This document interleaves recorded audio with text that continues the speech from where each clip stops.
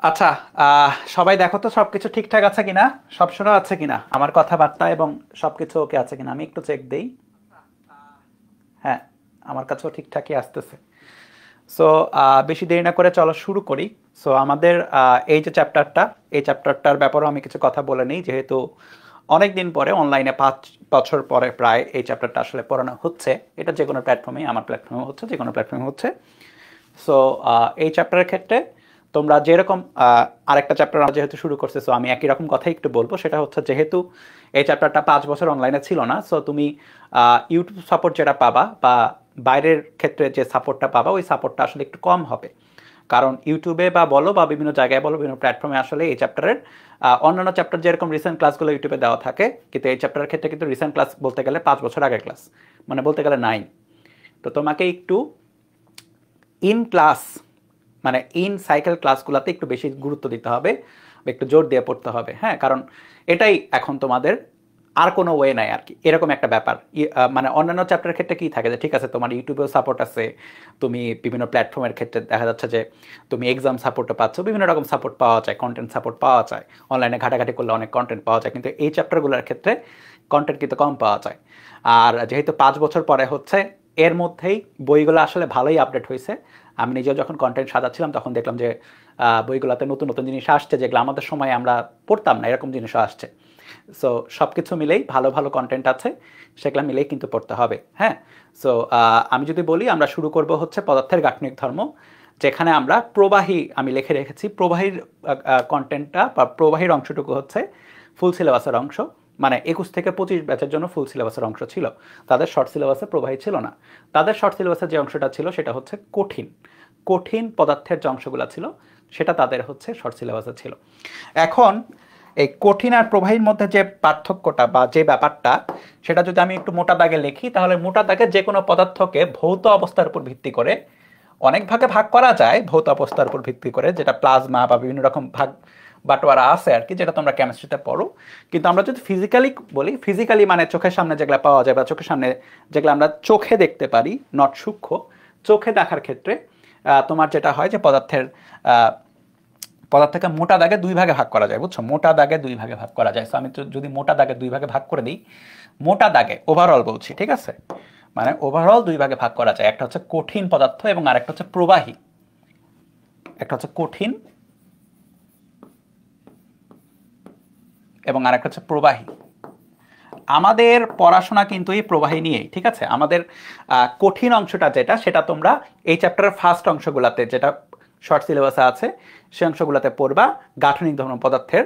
আর প্রবাহীর গাঠনিক ধর্ম বা প্রবাহীতে কি কি প্রপার্টিজ আছে, সেটা হচ্ছে আমরা কোথায় পড়বো, সেটা হচ্ছে আমরা এই অংশে পড়বো। হ্যাঁ, যেটা আজকে থেকে আমরা শুরু করছি। এখন তাহলে প্রবাহী কি জিনিস, খেয়াল করে দেখো। প্রবাহী ওয়ার্ডের মধ্যেই আসলে এটার অ্যান্সারটা দেওয়া আছে। প্রবাহী মানে এমন কিছু যা প্রবাহিত হয়, যা প্রবাহিত হয়। যেরকম এক্সাম্পল কি কি হতে পারে, মনে করো ফ্লোরের উপরে তুমি যদি পানি ফেলে দাও, একদম ক্লাসিক একটা প্রবাহের উদাহরণ, তুমি যদি পানি ফেলে দাও তাহলে এই পানিটা ছড়ায় যাবে, তাই না? ফ্লোরের উপরে পানি ফেলে দিলে কি হবে, পানিটা আসলে ছড়ায় যাবে। আমি তরল আকারে লিখলাম আর কি, যে কোনো তরল, মোটামুটি অনেক তরলের এরকম হবে যে তুমি যদি ফ্লোরের উপর ফেলে দাও, সেটা জমে না থেকে ছড়ায় যাওয়ার চেষ্টা করে বা প্রবাহিত হয় আর কি। এটা কি হচ্ছে, প্রবাহিত হচ্ছে।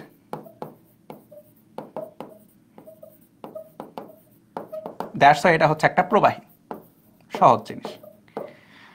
আরেকটা প্রবাহী আছে যেটা আমরা হয়তো চোখে দেখতে পাই না, কিন্তু এটার ইফেক্ট আমরা ফিল করি, সেটা হচ্ছে গ্যাস বা বায়ুমণ্ডল। তুমি যদি ওভারঅল চিন্তা করো, গ্যাস আসলে, গ্যাসও একরকম প্রবাহী।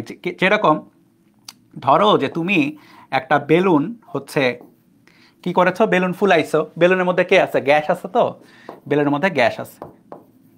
এখন যদি এই বেলুনটাই, সাপোজ যে এই বেলুনটাই কি হয়, এই বেলুনটাই যদি তুমি ফাটাই দাও কোন একটা রিজনে, মনে করো বেলুন ফেটে গেছে, সো বেলুন যদি ফেটে যায়, তাহলে এই ফাটা অংশ দিয়ে যেটা হবে, গ্যাসটা বের হয়ে চলে যাবে, তাই না? তো এখানে গ্যাস আছে, এই ফাটা অংশের মধ্যে দিয়ে গ্যাস প্রবাহিত হবে, সেটা যে কোনো গ্যাসই হতে পারে। সো গ্যাস কি এক রকমের প্রবাহী। সো তোমরা ছোটবেলায় যে পড়ো না পদার্থ 3 রকমের, কঠিন, তরল, বায়বীয়। আসলে তরল আর বায়বীয় যেটা ওভারঅল সেটা প্রবাহীর অংশ, কারণ এই দুইটা প্রবাহিত হয়। সো কঠিন পদার্থ প্রবাহিত হয় না, বুঝছো?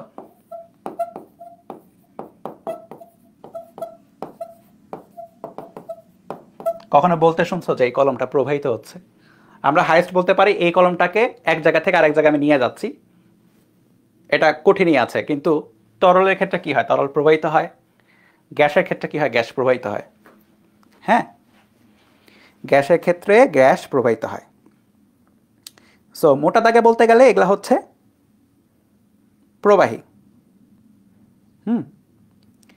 এখন এই প্রবাহীর বিভিন্ন রকম প্রপার্টিজ নিয়ে হচ্ছে আমাদের এক এক করে এখন দেখতে হবে, বা এই চ্যাপ্টারের মধ্যে একটু ঢুকতে হবে। আচ্ছা, এটার অন্তর্গত স্টাডিজগুলা কি বা এটার কীরকম কি বৈশিষ্ট্য আছে সেগুলো আমাদের জানতে হবে।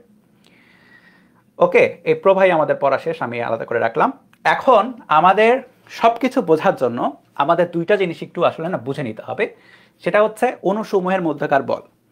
হ্যাঁ, একটা পদার্থ এবং আরেকটা পদার্থের অণুসমূহের বল হতে পারে, আবার এমনও হতে পারে একই পদার্থের নিজস্ব অণুসমূহের মধ্যে বল হতে পারে। যেরকম তুমি চিন্তা করা হচ্ছে এইটা হচ্ছে একটা সারফেস বা একটা তল। হ্যাঁ, এইটা মনে করো একটা তল।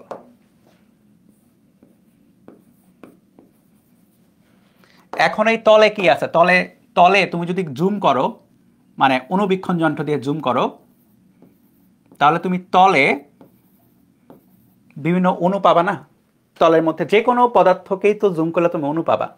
সো তলের অণু হচ্ছে এগুলা, ঠিক আছে?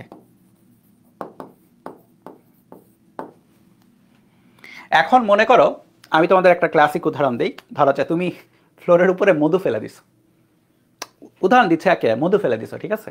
ফ্লোরের উপরে কি করছো? মধু ফেলে দিছো। এখন মধু কি হয়? মধু আঠালো হয়, মধু লেগে যায়, রাইট? মধু সহজে প্রবাহিত হতে চায় না, কিন্তু এটা একটা প্রবাহী আর কি। কারণ মধুকে তুমি যদি এমনি ধরো, চুয়ে চুয়ে পড়বে আর কিছু প্রবাহিত হবে, কিন্তু একটু লেগে যাচ্ছে আর কি। সো তুমি ধরো এখানে মধু রাখছো, ঠিক আছে? ধরো যে তুমি একটা লেয়ার অফ মধু, সো ধরে নাও আমি লেয়ারটা এইভাবে আঁকাই ফেলি, মধুর লেয়ার পড়ে গেছে।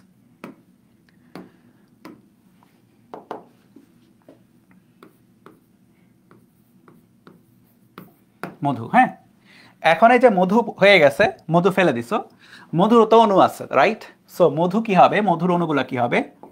মধুর অণুগুলাও থাকবে, সব জায়গায় আছে, আমি জাস্ট এই জায়গাগুলোর কথা আঁকাইতেছি, ঠিক আছে? এক্স্যাক্ট এই জায়গায় খেয়াল করে দেখো, তাহলে দুই রকমের অণুর কথা আমরা চিন্তা করছি। একটা হচ্ছে তলের অণু এবং মধুর অণু, ঠিক আছে? এখন আমার কথা খেয়াল করো, তলের অণু, তল তো মনে করো যে সিমেন্ট দিয়ে তৈরি হতে পারে, মানে মাটি জাতীয় পদার্থ আর কি।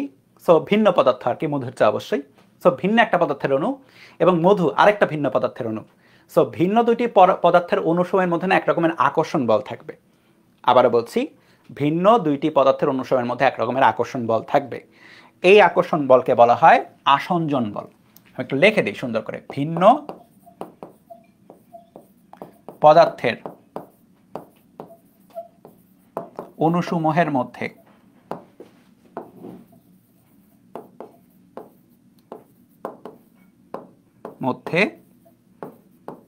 আকর্ষণ বল থাকবে।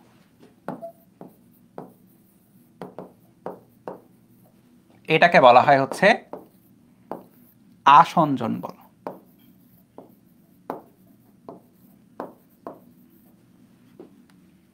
ঠিক আছে, আবার বলছি, সহজ জিনিস, দুইটা ভিন্ন পদার্থের অণুসমূহের মধ্যে আকর্ষণ।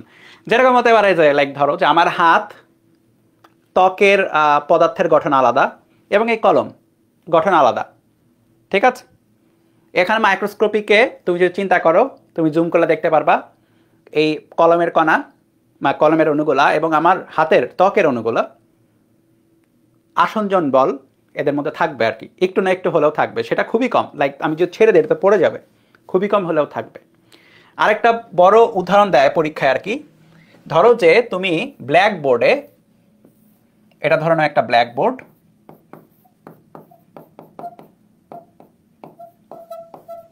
যে ব্ল্যাক বোর্ড দিয়ে আগে শ্রেণীতে পাঠদান হতো আর কি, ওই ব্ল্যাক বোর্ডে মনে করো চক দিয়ে তুমি কিছু একটা লিখেছ, ঠিক আছে? এটা ব্ল্যাক বোর্ড, এটা এবং এটা হচ্ছে চকের লেখা।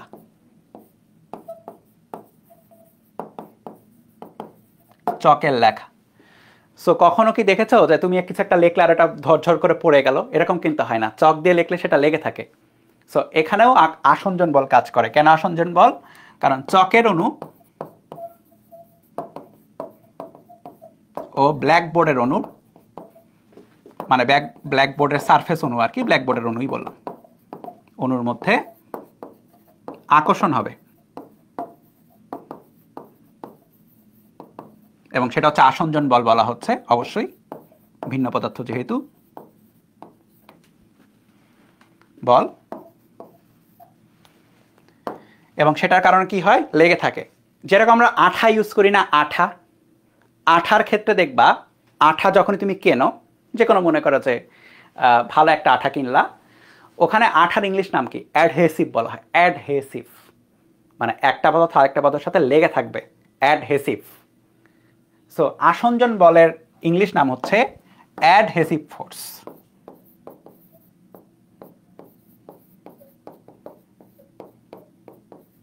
তাহলে অ্যাডহেসিভ ফোর্স আসলে দুইটা পদার্থের মধ্যে আকর্ষণ বল। যেরকম আমরা দেখো, আমি যদি সাপোজ তোমার দেয়ালেই তুমি যদি একটা জাস্ট নর্মালি একটা কি করো, নর্মালি একটা হচ্ছে ছবি টানাতে চাও, নর্মালি একটা ছবি তুমি জাস্ট রাখলে, ওটা কি ওখানে থাকবে? থাকবে না। কেন? কারণ যে ওজনটা আছে, এই ওজনের বলটা আসঞ্জন বলের চেয়ে বেশি। সো আসঞ্জন বল দিয়ে না ওজনটাকে প্রতিহত করা যাচ্ছে না, সেটা পড়ে যাবে। কিন্তু যদি এমন হয় তুমি একটা আঠা লাগিয়ে দাও পিছে, এই আঠার অণু আর দেয়ালের অণুর মধ্যে আসঞ্জন বলটা অনেক বেশি হয়ে যাবে, অ্যাডহেসিভ ফোর্সটা অনেক বেশি হয়ে যাবে। কার চেয়ে? এমজি এর চেয়ে। ওই বস্তুটা, যে বস্তুকে তুমি টানাচ্ছ তার এমজি এর চেয়ে বেশি। সো এই কারণেই বস্তু লেগে থাকবে, বস্তু পড়বে না। রাইট? সায়েন্স দেখছো কত সুন্দর জিনিসগুলা। উপরের দিকে একটা ফোর্স আছে, যে ফোর্সের কারণে এমজিকে প্রতিহত করা হচ্ছে, দ্যাটস ওয়াই লেগে আছে। কেন? আঠা ইউজ করার ফলে। আঠার সাথে তোমার দেওয়ালের বা যে কোনো তলের অ্যাডহেসিভ ফোর্স বা আসঞ্জন বলটা বেশি হয়। যে আঠা যত ভালো, সেই অণুগুলোর মধ্যে, আঠার অণু এবং দেওয়ালের মধ্যে আসঞ্জন বলটা তত ভালো হবে। এটা গেল অনুসময়ের বলের মধ্যে একটা অংশ, যেটা হচ্ছে ভিন্ন দুইটা পদার্থের অনুসময়ের মধ্যে আকর্ষণ বল। এবার আমরা যদি আরেকটা চিন্তা করি, যে সাপোজ আমি একটা বিকারে পানি রাখছি, লেটস সে এই যে বিকার আছে, এই বিকারের মধ্যে পানি রাখা আছে, ঠিক আছে? লিখে দিই পানি ভর্তি বিকার।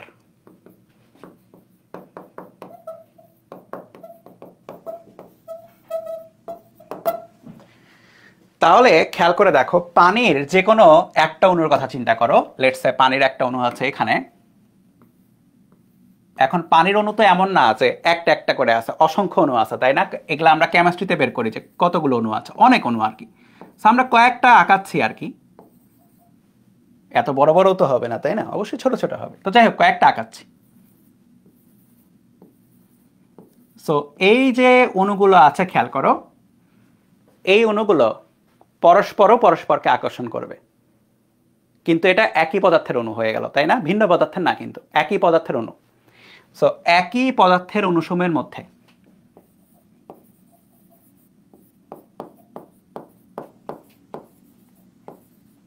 ক্লাস ঠিকঠাক চলে তো? হ্যাঁ, অনুসমূহের মধ্যে। ও নিউটনের কথা বলতেছো না? আজকে নিউটন এসে আবার জ্ঞানজাম করে, জানো? আজকে আবার নিউটনকে ইয়াদ করা হবে, নিউটন আজকে আবার আসবে। যাই হোক, একই পদার্থের অনুসমূহের মধ্যে আকর্ষণ বলটাকে বলা হয় হচ্ছে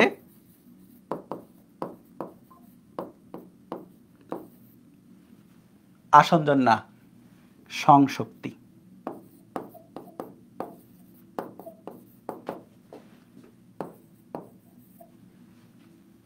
কিছু কিছু বই এটা দন্তস্ব লেখা থাকে, তালব্যস্বর জায়গায় ইচ্ছা রাখলেই হয়েছে, সংশক্তি। হ্যাঁ, এটা ডাজন্ট ম্যাটার আর কি ফিজিক্সের ক্ষেত্রে। বাংলা হইলে ভুলটুল ধরা হইতো। সংশক্তি খুব সম্ভবত দন্তস্ব বা তালব্যস্ব, বিভিন্ন বই বিভিন্ন রকম থাকে।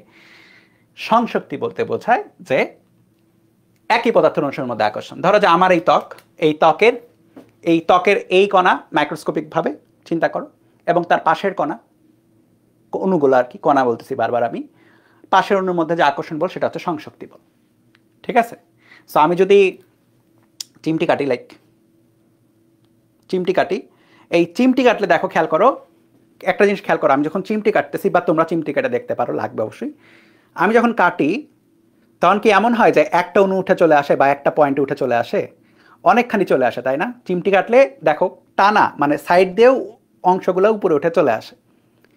এটা একটা রিজন হচ্ছে এই পুরো সারফেসটা সংশক্তি বল দ্বারা পরস্পরের সাথে কানেক্টেড।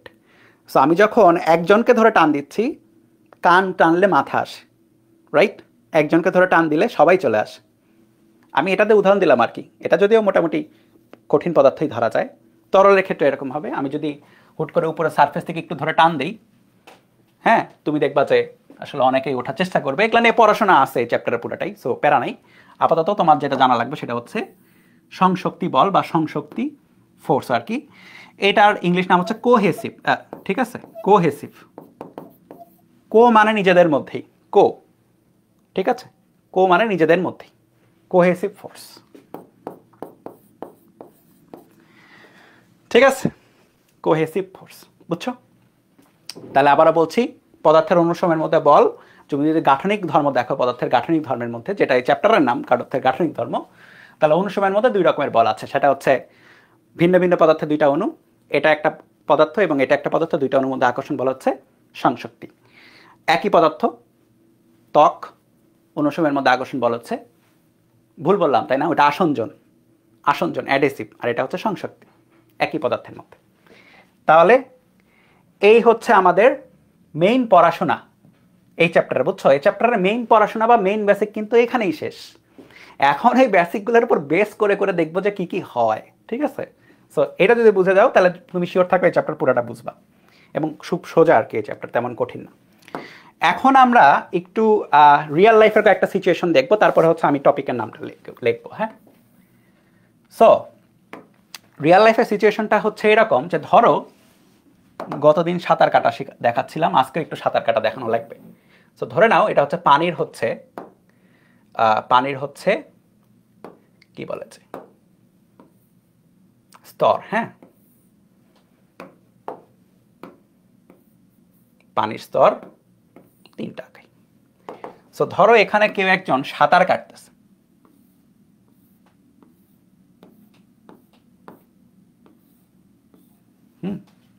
তেলাপোকার মতো লাগতেছে, কিন্তু সাঁতার কাটতেছে আর কি। এদিকে মনে করো বাম দিকে সে সাঁতার কাটার চেষ্টা করতেছে। এখন যারা সাঁতার কাটতে পারো বা সাঁতার না কাটলেও এটা ফিল করতে পারবা যে যখনই তুমি সাঁতার কাটতে যাবা তখন জিনিসটা না এত স্মুথ হবে না। তুমি যখনই সাঁতার কাটতে যাবা তখন সাঁতার কাটার বিপরীতে একটা ফোর্স, একটা বাধাজনিত বল চলে আসবে। সো সাঁতার কাটার বিপরীতে যেটা হবে, সাঁতারের ডাইরেকশনের বিপরীতে একটা বাধাজনিত বল চলে আসবে। সো আমি যদি বাম দিক বরাবর সাঁতার কাটি, তাহলে ডান দিক বরাবর এই বাধাজনিত বলটা চলে আসবে, বুঝছো? বাধা। ঠিক আছে?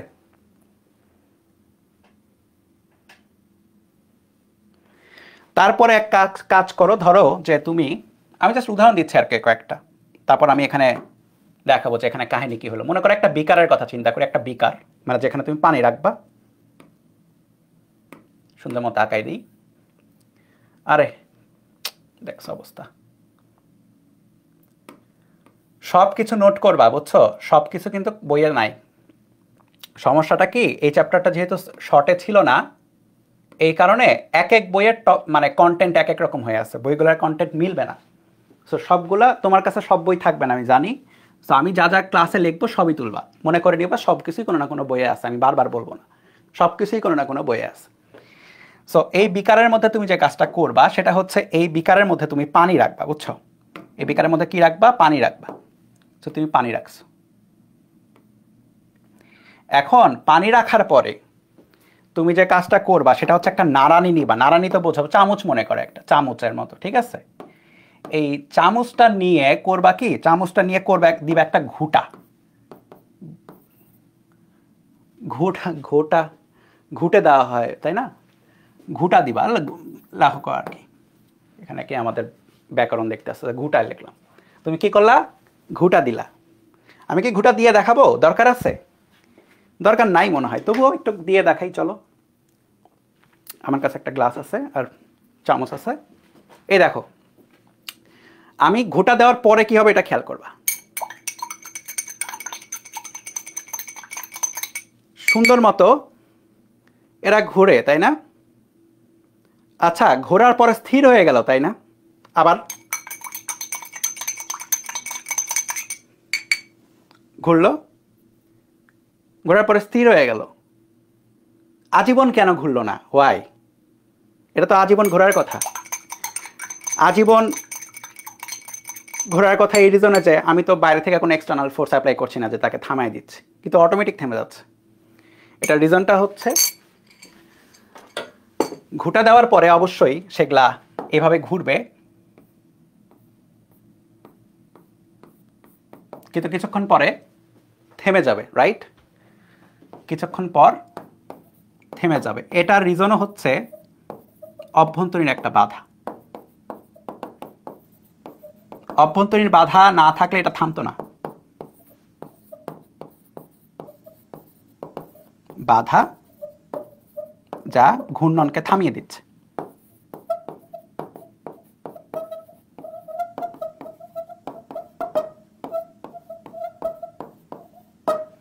ঠিক আছে, সো দুইটা সিনারিও গেল, দুইটা কিন্তু দুই রকম। খেয়াল করে দেখো, তোমার এই বাধা বলটা কিরকম হচ্ছে। তোমার এই বাধা বলটা একটা সরল রৈখিক, তোমার গতির বিপরীতে। এই বাধা বলটা একটু ঘূর্ণন অংশের সাথে জড়িত আর কি, রাইট? আমরা ঘূর্ণন যখন পড়েছি, ঘূর্ণনের সাথে একটু এদিক সেদিক জড়িত আর কি। আর আরেকটা যদি চিন্তা করি যে ধরো আমরা ফানেল, বুঝো ফানেল? ফানেল সবাই দেখছো হয়তো। এই যে ফানেল, হ্যাঁ, এই ফানেলে আমরা তিন রকম ফানেলের কথা চিন্তা করি। সাপোজ ধরো যে এটা একটা ফানেল 1, এটা ফানেল 2 এবং এটা ফানেল 3, ঠিক আছে? এই ফানেলে বাম পাশের ফানেলে, এক্স্যাক্ট বাম পাশের ফানেলে মনে করো যে তুমি পানি রাখছো,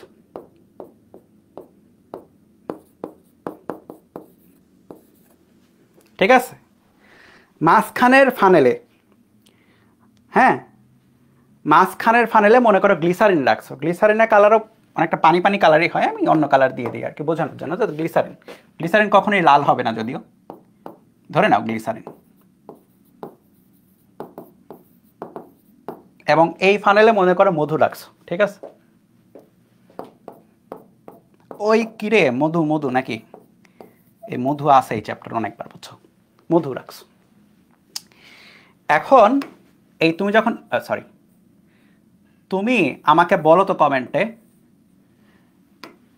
কোনটা দ্রুত পড়বে, মানে দ্রুততার ক্রমটা বলো। কোনটা আগে পড়বে? পানি আগে পড়বে নাকি গ্লিসারিন আগে পড়বে নাকি মধু আগে পড়বে? বলো, দ্রুততার ক্রমটা কমেন্ট করো। দ্রুততার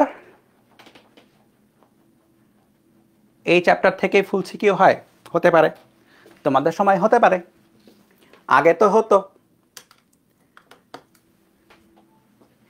আগে এই চ্যাপ্টারটা যখন পুরাটা ছিল, প্রবাহী সহ ছিল, কঠিন আর প্রবাহী, তখন দুইটা মিলেই পরীক্ষার প্রশ্ন হইতো, ঠিক আছে? দুইটা মিলেই। কেউ বলতে পারতো না যে আমি কঠিন পড়ে গেলাম, কঠিন থেকেই পরীক্ষার প্রশ্ন আসবে না, ওরকম ছিল না। যে কোনো একটা আসতো র্যান্ডমলি। মাঝখানে তো কঠিন আসছিল, এই কারণে কঠিনের প্রশ্ন তোমরা বেশি দেখবা, তাই না? মাঝখানে 5টা বছর কঠিন বেশি আছে, তাহলে কঠিনের প্রশ্ন বেশি দেখবা। সো ওইটা দেখে আবার চিন্তা করে না আচ্ছা কঠিন থেকে বেশি প্রশ্ন হয় না। কঠিন প্রবাহী থেকে কেন প্রশ্ন হয় না এই 5 বছর? কারণ ছিল না তাই। সো এই বিভ্রান্তিটা থেকেও না, হ্যাঁ, যে প্রবাহী থেকে প্রশ্ন হয় না। তোমাদের সময় হবে, হতে বাধা নেই। পানি সবচেয়ে আগে পড়বে, বুঝছো? তুমি চিন্তা করো, পানি ঢল ঢল ঘল ঘল ঘল করে পড়ে যাবে, সবচেয়ে আগে পড়বে। আর মধু যেটা, মধু সবচেয়ে পরে পড়বে।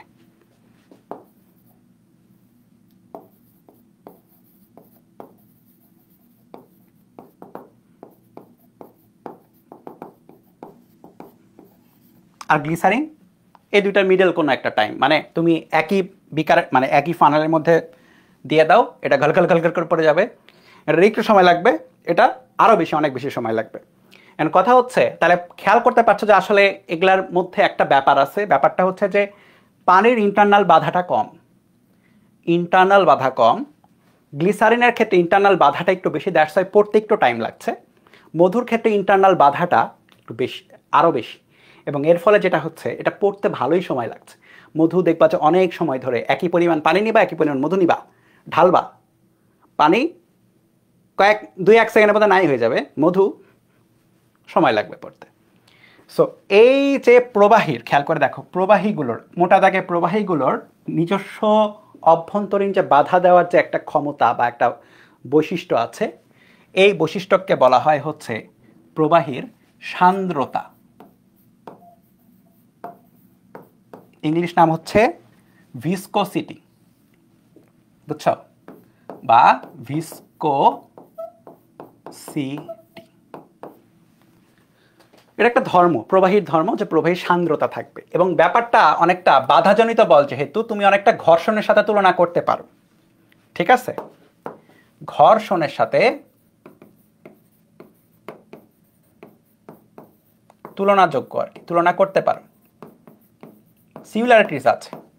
কিন্তু তাই বলে এমন না যে ঘর্ষণ যা ওইটা এক্স্যাক্টলি তাই, ডিসিমিলারিটি মানে কিছুটা পার্থক্যও আছে, কিন্তু সিমিলার একটা ব্যাপার আর কি, নট 100% সিমিলার, সিমিলার ব্যাপার কিন্তু পার্থক্যও আছে। আমরা পড়বো, এগুলা প্যারা নাই। সো ঘর্ষণের মতোই আর অনেকটা। সো প্রবাহীর ঘর্ষণ বলা হয় অনেক সময়, হ্যাঁ, সান্দ্রতাকে এই কারণে বলা হয় প্রবাহীর ঘর্ষণ বলা হয়, প্রবাহীর ঘর্ষণ বলা হয়। বলো বেসিক আইডিয়াটা ক্লিয়ার হয়েছে কিনা, কারণ এই বেসিক আইডিয়াগুলো আমাদের ম্যাথগুলো করতে গেলেও আস্তে আস্তে লাগবে। সো তোমরা জানোই যে আমি কীভাবে পড়াই, আমি তোমাদের আগে বেসিক আইডিয়াগুলো দিব, তারপর এটার ম্যাথমেটিক্সে ঢুকবো, তারপরে ম্যাথ করবো, শেষ চ্যাপ্টার, টপিক শেষ, ঠিক আছে?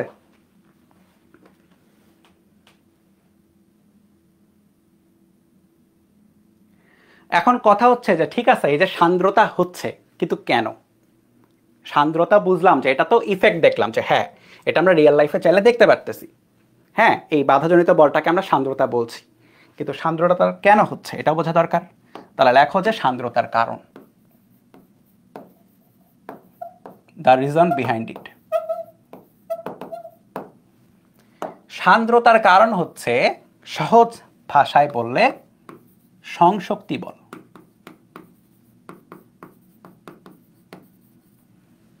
সংশক্তি বল। ধরে নাও আমি আবার পানির কথাই চিন্তা করি, মনে করো পানির এটা একটা লেয়ার এবং পানির আরেকটা লেয়ার আমরা চিন্তা করি, কয়েকটা আঁকাই, তার মধ্যে আমরা 2টা লেয়ারের কথা চিন্তা করি। সো লিখে দিই উপরে পানির লেয়ার,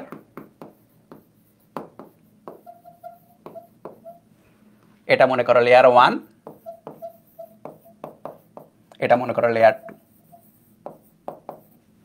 এই লেয়ারগুলো খুবই কাছাকাছি, এটা এমন না যে অনেক দূরে দূরে, এটা খুবই কাছাকাছি, লাইক মানে সূচও ঢুকানো যাবে না এমন কাছাকাছি, খুবই কাছাকাছি অবস্থিত লেয়ার। আমি আঁকানোর জন্য মনে করো আমি যে অনেক বেশি জুম করে আঁকাইছি এভাবে, ঠিক আছে? লেয়ারগুলো খুবই কাছাকাছি। এখন এই লেয়ারে কি আছে? পানির লেয়ারে অণু আছে। তো লেয়ার 1-এর কিছু অণু আছে, লেয়ার 2-তে কিছু অণু আছে, ঠিক আছে?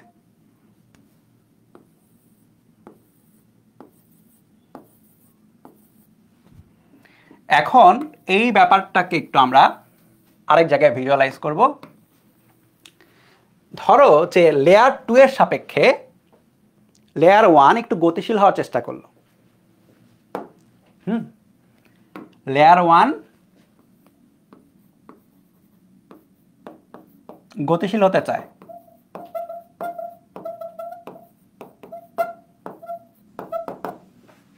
ওকে? লেয়ার 1 কি হতে চায়? লেয়ার 1 গতিশীল হতে চায়, ঠিক আছে? গতিশীল হতে চাইলো। সো গতিশীল হতে চাইলে কি হবে এই লেয়ারটার? তখন যেটা হবে, এই লেয়ারটা একটু আগায় যাবে সামনে, তাই না? হালকা। সো লেয়ারটা হালকা কি হয়ে গেল? গতিশীল হয়ে গেল।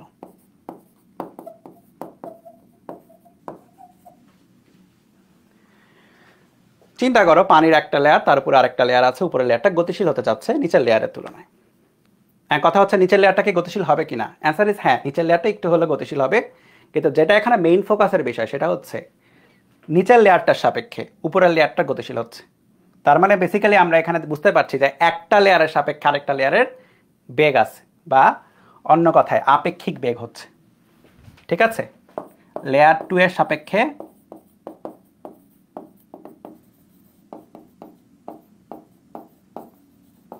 লেয়ার 1 এর আপেক্ষিক বেগ পাওয়া যাচ্ছে একটা।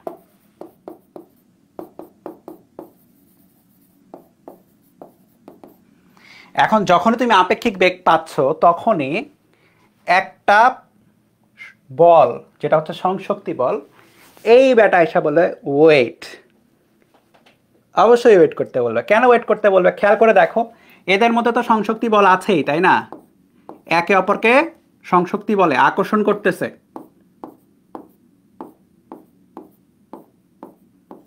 আছে তো।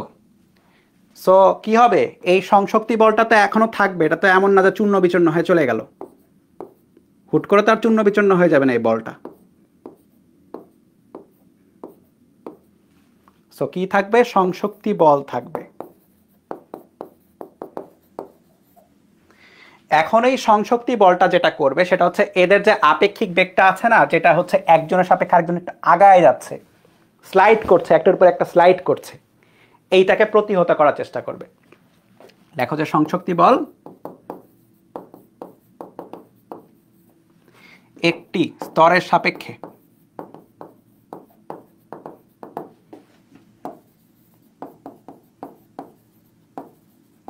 অপর স্তরের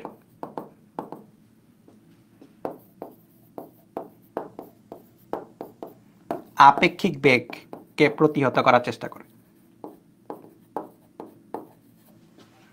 প্রতিহত করার চেষ্টা করবে। ঠিক আছে, প্রতিহত করার চেষ্টা করবে। সো এই যে প্রতিহত করার চেষ্টা করবে, এর ফলেই তৈরি হবে হচ্ছে সান্দ্রতা বা ভিসকসিটি। সো সান্দ্রতা আসলে আণুবীক্ষণিক ব্যাপার। যেরকম ঘর্ষণও ছিল, ঘর্ষণের ক্ষেত্রে কি হতো? একটা তলের সাথে আরেকটা তলের যে যে ইটা আছে, সারফেসগুলো আছে, এদের যে অনিয়মিত যে স্ট্রাকচারটা, এটার ফলে কি হতো? খাঁচকাটা খাঁচকাটা অবস্থা হইতো ভিতরে, অভ্যন্তরীণ আণুবীক্ষণিক যে প্লেসগুলোতে। আর এই কারণে একজন আরেকজনকে বাধা দিত। আর এখানেও মোটামুটি তাই, এখানে তো আর খাঁচকাটা থাকবে না, এখানে একটা লেয়ারের সাপেক্ষে আরেকটা লেয়ারের বাধা, মানে গতির বিরুদ্ধে বাধা চলে আসবে। কেন? কারণ হচ্ছে লেয়ারগুলোর মধ্যে সংশক্তি বল কাজ করছে। এই সংশক্তি বলের কারণেই বাধাটা পাওয়া যাবে। বুঝছো? তাহলে তোমাকে কেউ যদি জিজ্ঞেস করে সান্দ্রতার কারণ কি, অ্যান্সার ইজ সংশক্তি বল। ঠিক আছে, সংশক্তি বলের কারণে বাধা ক্রিয়েট হচ্ছে। এখন আমাদের যেটা করতে হবে সেটা হচ্ছে এই সান্দ্রতার সূত্র দেখতে হবে। সান্দ্রতার সমীকরণ এবং গেস হু, কে দিয়েছে এটা, এই বলটা, এই সূত্রটা কে দিয়েছে বলো? কমেন্ট করো, গেস করো, যে কোনো বলের সমীকরণ কে দেয়? কার খায় দেয় কাজ কাম কম ছিল যে সারাদিন খালি বল বল করতো? বলো কে? Who is that? এবারটা মইরা যায় হচ্ছে আমাদের শান্তি দেয় না, বুঝছো না? সান্দ্রতার সমীকরণ, এটা কার সূত্র বললো তোমরা? আমি ততক্ষণে দেখি আর কি যে কি হচ্ছে। ধরো এটা চিন্তা করা যায় নদীর মতো করে চিন্তা করো। ঠিক আছে, নদীর তলদেশ বা জলাশয়ের তলদেশ, যে কোনো জলাশয়ের তলদেশ।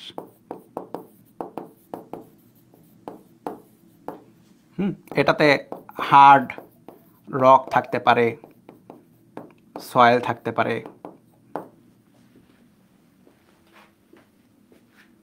নিউটন, তাই না? নিউটনের সূত্র।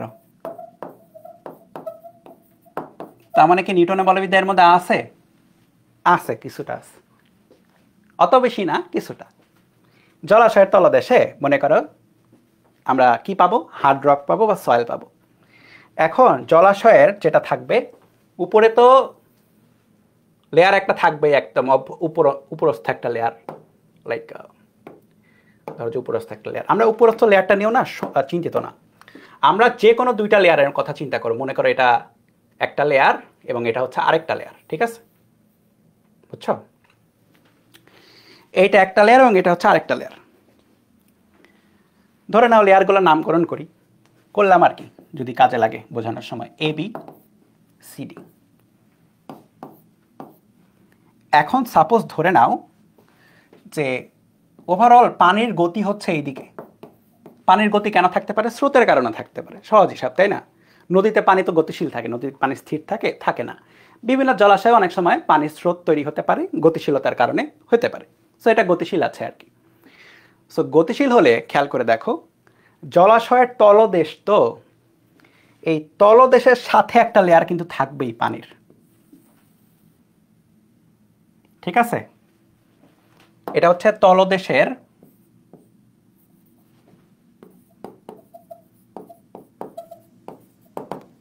সবচেয়ে নিকটস্থ লেয়ার।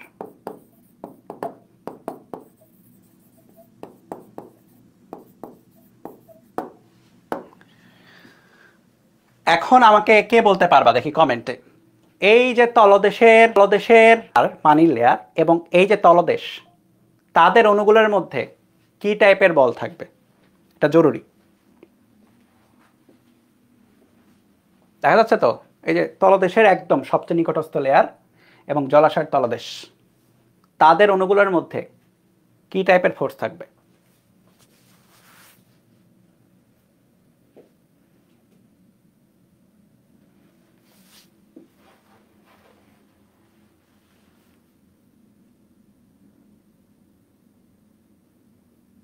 বলো।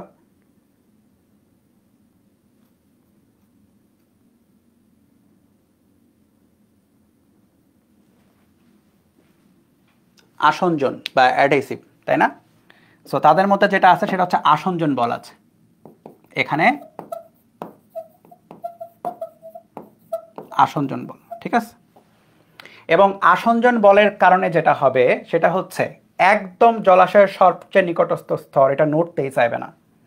জলাশয়ের তলদেশ কি স্থির না? এটা তো স্থির। জলাশয়ের তলদেশ তো নড়বে না, এটা তো স্থির। এবং এইটারও বেগ টেন্ডস টু জিরোই হবে। কেন? কারণ এটা স্থির থাকতে চাইবে আসঞ্জন বলের কারণে। অথচ দেখো তুমি খেয়াল করে, এটার বেগ স্থির 0, কিন্তু একদম উপরের পানির উপরের লেয়ার কিন্তু নড়তেছে, রাইট? খেয়াল করছো? এটা স্থির আছে কারণ আসঞ্জন বল, একদম মানে মাটি কামড়ে ধরে আছে আর কি, এমন অবস্থা। বা স্থির থাকতে চাইবে যতটা স্থির থাকা যায় আসঞ্জন বলের কারণে। কিন্তু পরের লেয়ারগুলোর মধ্যে দেখো আসঞ্জন বল নাই, কিন্তু পরের লেয়ারগুলোতে সংশক্তি, কারণ সবই পানি এখন। উপরেরটা সবচেয়ে বেশি বেগে গতিশীল, উপরের লেয়ারটা। তো তুমি যদি লেয়ারগুলোর কথা চিন্তা করো, বেগের কথা, লেয়ারগুলোর বেগের কথা চিন্তা করো, আমি বেশ কয়েকটা লেয়ার একটু আঁকাই।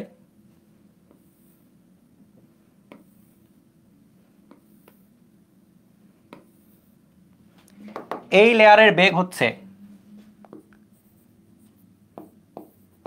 0-র কাছাকাছি, নাই বললেই চলে। কিন্তু তারপরেরটা একদম উপরেরটা খেয়াল করে দেখো, ভালোই বেগে গতিশীল আছে। সো অবশ্যই যেটা হবে, একটার উপরে একটা যখন যাবে, লেয়ারের উপরে একটা, তখন আসলে বেগগুলা বৃদ্ধি পাইতে থাকবে, বুঝছো? উপরেরটাকে আরেকটু বড় করি।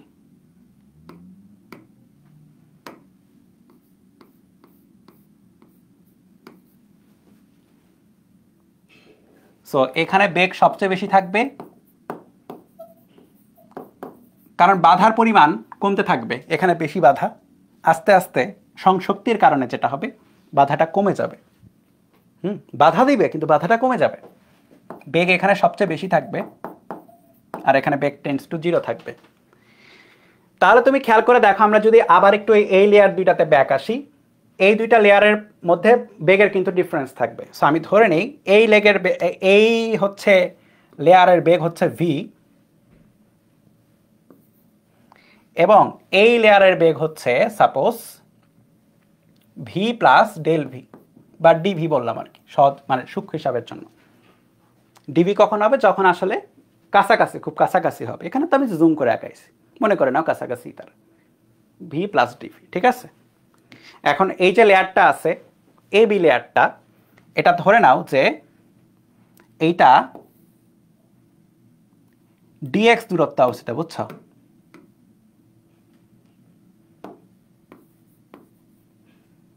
আর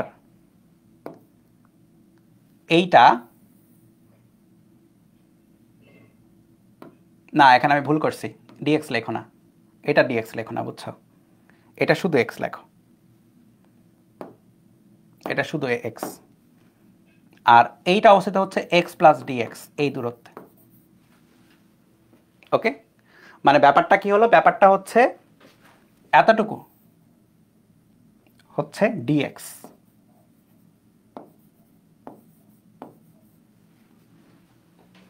কই থেকে উচ্চতা? একদম নিচের পৃষ্ঠ থেকে উচ্চতা। তাহলে আমি একটা কথা বলতে পারি যে সুতরাং সুতরাং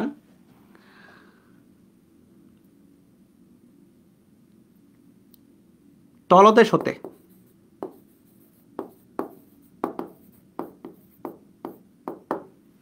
ডিএক্স দূরত্ব বৃদ্ধিতে বেগের বৃদ্ধি হচ্ছে ডিভি, তাই না?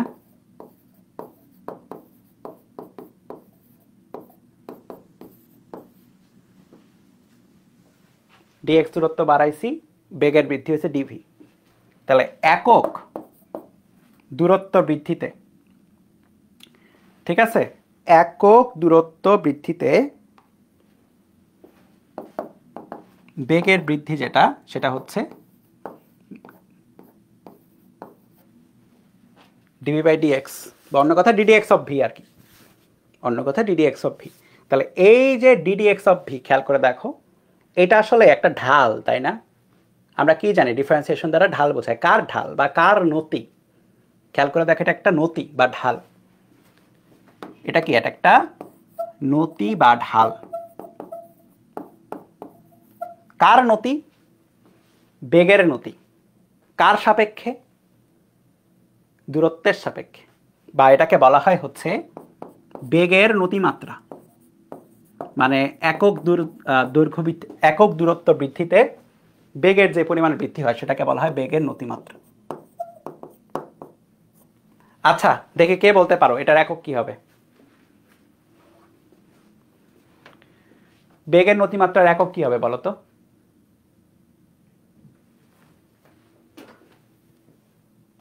একক কি হওয়া উচিত? একক অনেক পড়াইছি তোমাদের।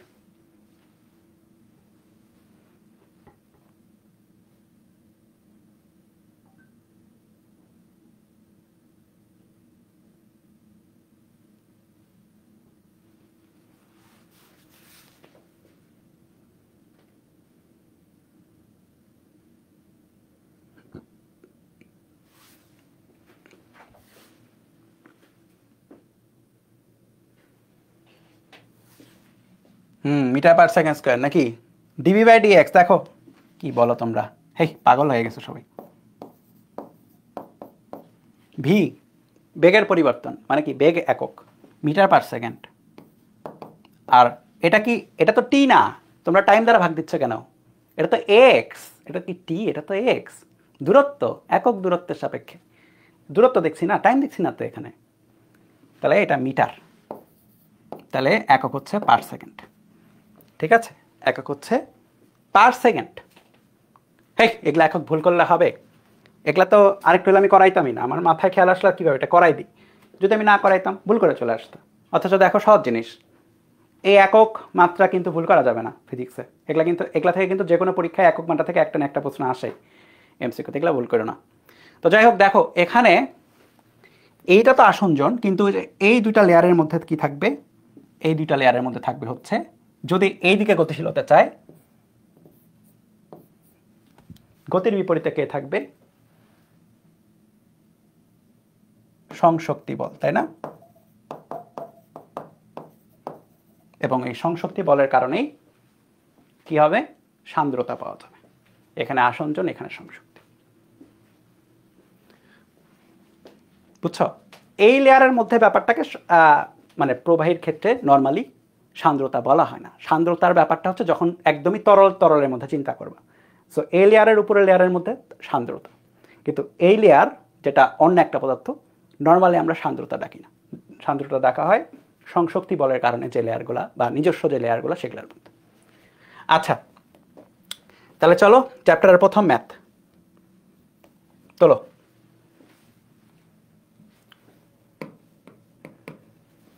নিউটনের সূত্র কিন্তু এখনো শেষ হয় নাই, আমরা কেবল একটা জিনিস বললাম আর কি, বেগের নতিমাত্রা বললাম। হ্যাঁ, নিউটনের সূত্র এখনো শেষ হয়নি।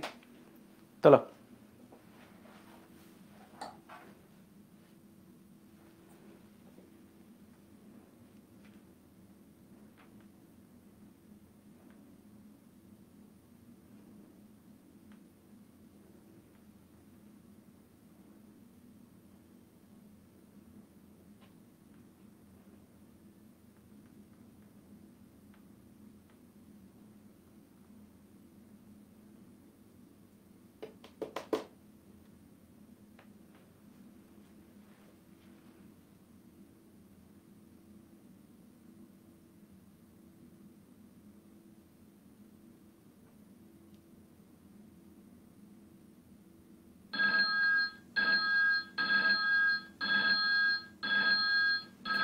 ওকে, পানির দুটি সমান্তরাল স্তরের মধ্যে আপেক্ষিক বেগ 8 centimetre per second.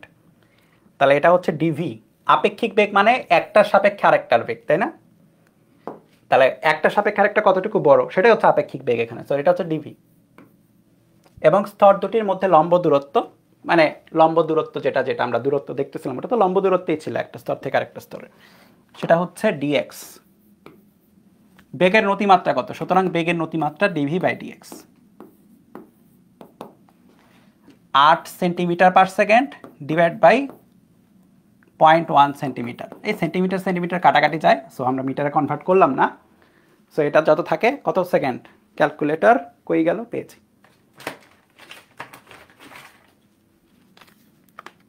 8/0.1, 80 per second. খুবই সোজা। এবং এটা কখনো রিটেনে দিবে না, এটা দিলে এমসিকিউতে দিবে, বুঝছো? এটা রিটেনে আসার পর্যন্ত প্রশ্ন না, এমসিকিউ টাইপের প্রশ্ন। তো লিখে রাখো উপরে যেটা এমসিকিউ দিতে পারো। ওকে, এইবার আসা হচ্ছে আমাদের আরেকটু পড়তে হবে, সেটা হচ্ছে যে এই যে দুইটা লেয়ার, এই দুইটা লেয়ারের মধ্যে যে কি হচ্ছে যে সান্দ্রতাজনিত বল, নিউটনের সূত্র দ্বারা আসলে সান্দ্রতা সমীকরণ বা সান্দ্রতা বলের সমীকরণ বের করতে হবে। এই সান্দ্রতাজনিত বলটা কার কার উপর ডিপেন্ড করে, ঠিক আছে? এটা একটু দেখতে হবে।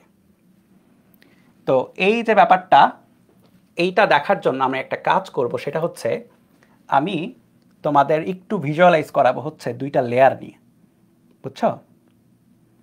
আমি দুইটা লেয়ার নিয়ে তোমাদের একটু ভিজুয়ালাইজ করাবো। সো আমি কাজ করি, দুইটা পানির দুইটা লেয়ার 3Dতে চিন্তা করাই।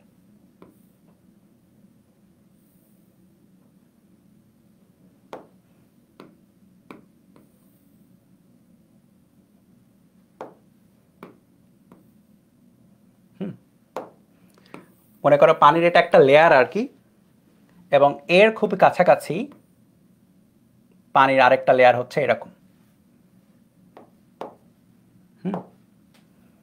এর খুব কাছাকাছি পানির আরেকটা লেয়ার হচ্ছে এরকম। সো এটাকে একটু সৌন্দর্য বর্ধন করতে হবে, নাইলে দেখতে একটু অড লাগতেছে। ঠিক করি, দাঁড়াও, এগুলো তো দেখা যাবে না, এই লেয়ার এতটুকু অংশ ডটেড।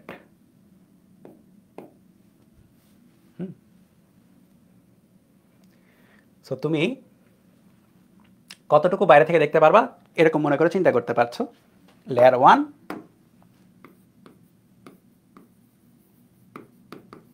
লেয়ার 2।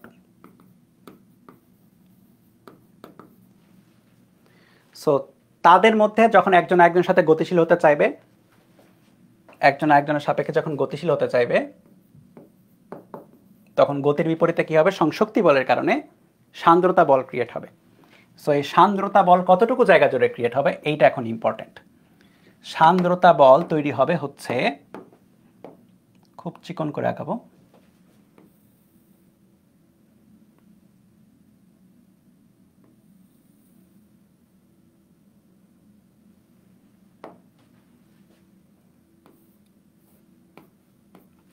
তাদের মাঝখানে। ঠিক আছে, সান্দ্রতা বল তৈরি হবে হচ্ছে তাদের মাঝখানে।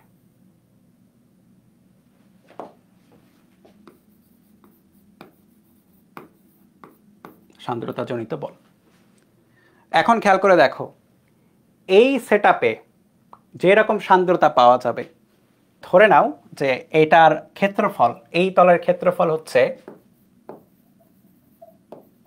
A1, ঠিক আছে, উপরের তলের ক্ষেত্রফল আর নিচের তলের ক্ষেত্রফল হচ্ছে A1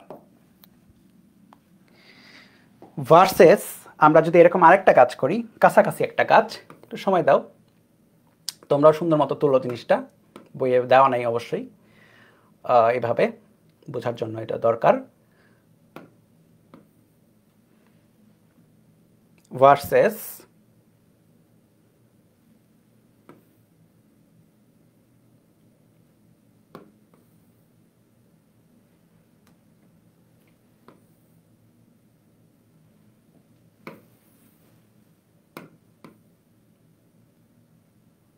এবং এখানে অবশ্যই আমাকে এই কাজটা আবার করতে হবে, ভিতরের লেয়ারটা এখানে দেখা যাবে না। সো এখানে ক্ষেত্রফল হচ্ছে ধরে নাও A2, তল দুইটার।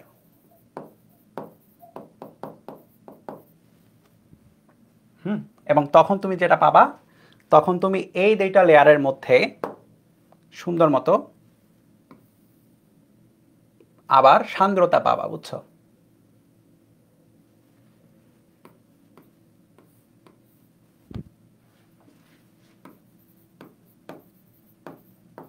সো এখানে ধরে নাও সান্দ্রতাজনিত বল হচ্ছে F1 এবং এখানে সান্দ্রতাজনিত বল হচ্ছে F2।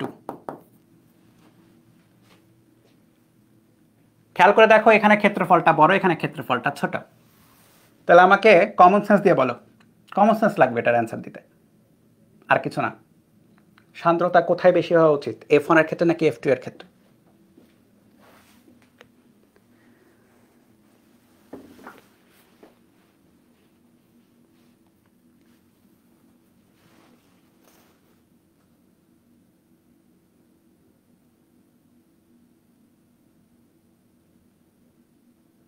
কোনটা বেশি হওয়া উচিত বলো? F1 এবং F2 এর মধ্যে কোনটা বেশি হওয়া উচিত সান্দ্রতা?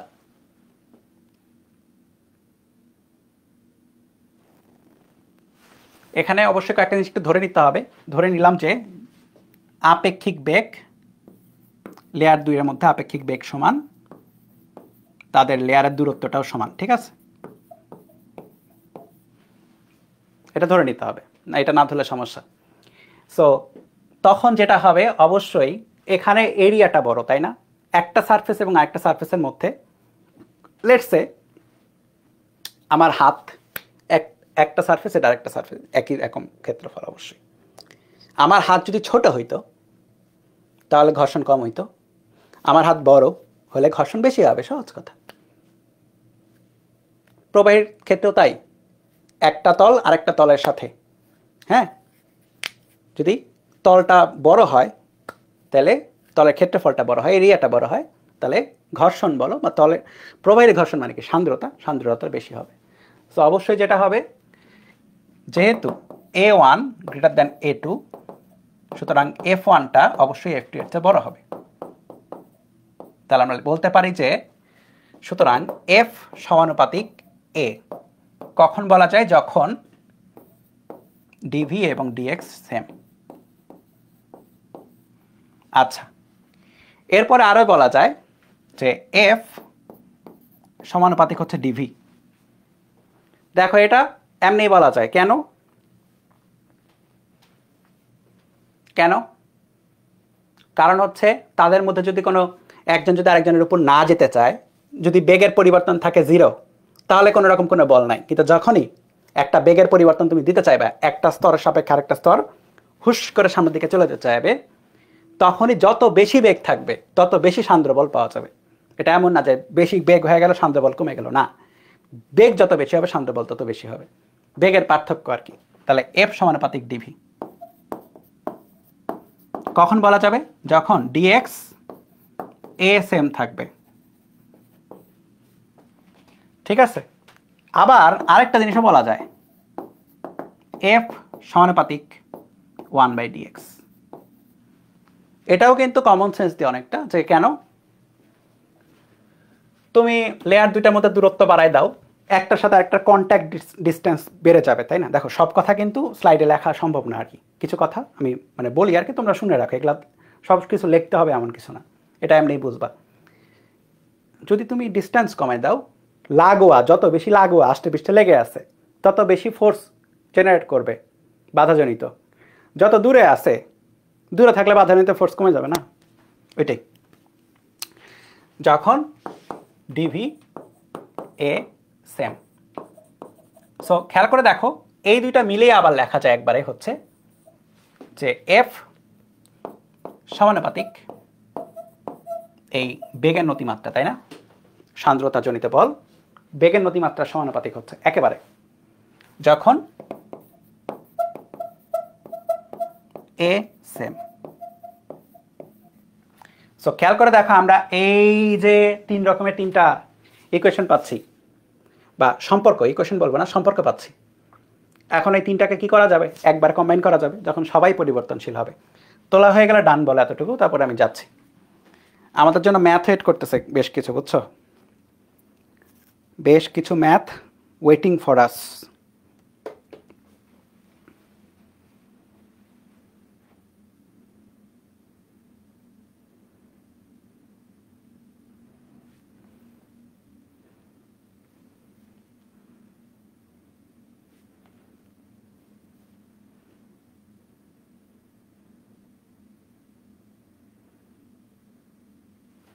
ওকে, ডান।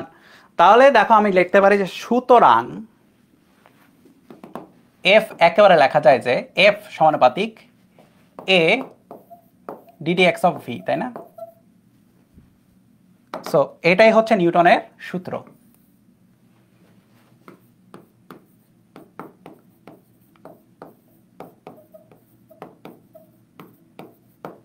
এখন এইটাকে ইকুয়েশন আনার জন্য যেটা করতে হয়, তারা যেটা করে অবশ্যই কি করে, তারা এটার মানে সব কিছুরই ভ্যালু পরিমাপ করে ল্যাবে, যে ঠিক আছে নির্দিষ্ট এ রেখে DD x of V fix করে তারা এফ পরিমাপ করে। বারবার পরিমাপ করার পরে তারা হচ্ছে একটা ধ্রুবক পায়, ওই ধ্রুবকের ভ্যালুটা ফিক্স থাকে আর কি। সো এটা হচ্ছে, এটাকে ইটা দ্বারা প্রকাশ করা হয়, যেটা দ্বারা আমরা কর্মদক্ষতা প্রকাশ করি আর কি। এবং এটা বলা হয় হচ্ছে, এটাকে বলা হয় তরলের, এক এক তরলের জন্য এক এক রকম, বুঝছো? তরলের সান্দ্রতাঙ্ক। তুমি একটা জিনিস খেয়াল করে দেখো, লেয়ারের যে ক্ষেত্রফল, মনে করো পানির দুইটা লেয়ার একই রকম ভার্সেস মধুর দুইটা লেয়ার একই রকম হতে পারে, সো ক্ষেত্রফল সেম হতে পারে, তাদের মধ্যে দূরত্ব তুমি সেম রাখতে পারো, ঠিক আছে?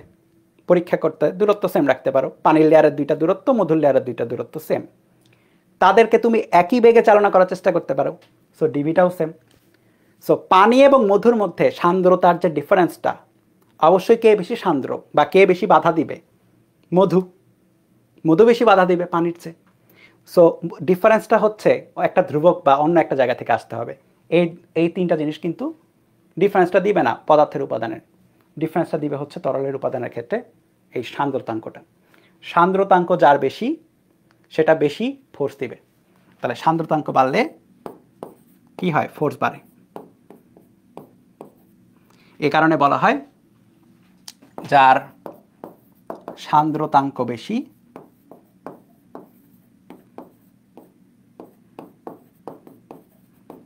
তার সান্দ্রতা বেশি হবে।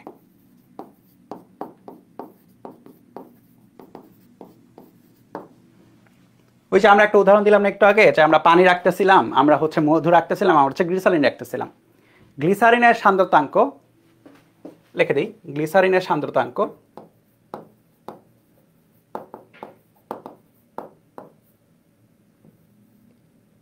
না, মধুটা আগে লিখি, মধুরটা বেশি অবশ্যই, সবচেয়ে বেশি। তারপরে কে ছিল? গ্লিসারিন ছিল, তাই না? মানে ওই রকম কোনো পরীক্ষায় গ্লিসারিনটা তারপরে, এবং তারপরে পানি। যার সান্দ্রতাঙ্ক বেশি সেটা বেশি আঠা আঠা হবে, কথা বুঝছো? সান্দ্রতাঙ্ক বেশি হলে সেটা স্টিকি হবে।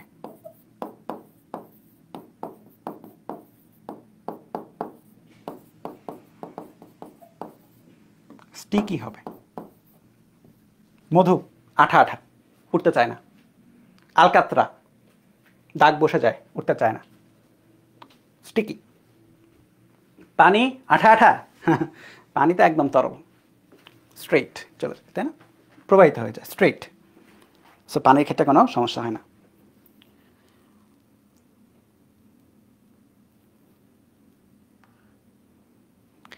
এখন খেয়াল করো, আমি বেশ কয়েকটা কথা বলবো, কথাগুলো খুব সোজা সোজা, তেমন কঠিন কিছু না, এই কোয়েশন থেকেই পাওয়া যাবে।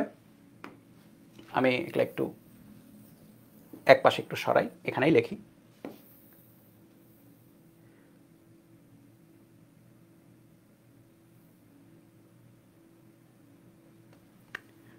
ঠিক আছে?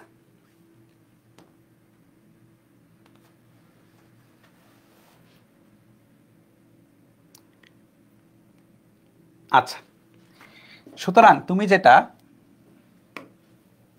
আমি এটাকে একটু উপরে সরাই দিই, অ্যারেঞ্জ করি, দাঁড়াও, জায়গা বের হবে লেখার। তাহলে ইটা যেটা আছে, ইটা ইটা ইকুয়ালটা কত পাচ্ছ? F by A DB by DX. এখন কথা হচ্ছে ইটার সংজ্ঞা তাহলে কিভাবে দেওয়া হয়? তোমার তো ইটার সংজ্ঞা জিজ্ঞেস করবে পরীক্ষার প্রশ্ন, যে সান্দ্রতাঙ্ক কাকে বলে, বা একক সান্দ্রতাঙ্ক বলতে কি বোঝায়, বা সান্দ্রতাঙ্ক কি আর কি, এটা জিজ্ঞেস করে। তোমাদের কি বলছিলাম যে নিয়মটা কি? কোন একটা ইকুয়েশন থেকে যখন তোমার এটার হচ্ছে সংজ্ঞা চাইবে, কি করতে হবে?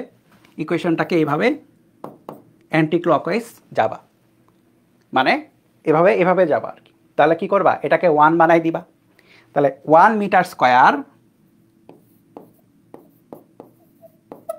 বা এভাবে বলবা দুইটা তরলের স্তরের মধ্যবর্তী ক্ষেত্র 1 মিটার স্কয়ার বা একক ক্ষেত্রফল বিশিষ্ট হলে তাদের মধ্যে যদি একক দূরত্ব থাকে এবং তাদেরকে একজনের সাপেক্ষে একজনকে, এক স্তরের সাপেক্ষে অপস্তরকে, জন তো বলা যাবে না, এক স্তরের সাপেক্ষে অপস্তরকে 1 মিটার পার সেকেন্ড বা একক বেগে চালনা করার চেষ্টা করা হলে যে ফোর্সটা পাওয়া যাবে সেটাই হবে সান্দ্রতাঙ্ক, ওই তরলের জন্য সান্দ্রতাঙ্ক। রাইট? তাহলে সেক্ষেত্রে যেটা হবে, সব কিছু এক হলে যেটা হবে, এটা ইকুয়াল টু এফ হয়ে যাবে এবং সেটা হয়ে যাবে তার সান্দ্রতাঙ্ক। বুঝছো? সো এটা গেল সান্দ্রতাঙ্কের একক বের করার মানে সংজ্ঞা আর কি। এখন যদি এটার একক বের করতে চায় এবং মাত্রা বের করতে চায়, চলো বের করি। এফ এর একক হচ্ছে নিউটন, তাই না? এটা হচ্ছে metre square, metre per second by metre. So এককটা কি হচ্ছে? Newton per metre square per second. Okay, এটা একভাবে লেখা যায়। আরেকভাবে লেখা যায়, নিউটনটাকে ভেঙে লেখা যায় kg metre per second square. Metre square, আবার এখানে আবার পার সেকেন্ড আসে একটা, একবারে লিখলাম ওইটা। তাহলে কেজি তো কাটাকাটি যাবে না, মিটার কাটাকাটি যাবে একটা, তাই না? তো এখানে মিটার একটা কাটাকাটি যাচ্ছে, এস টু দি পাওয়ার -2 আর উপরে এস টু দি পাওয়ার 1, তাহলে S to the power 2 S to the power 1।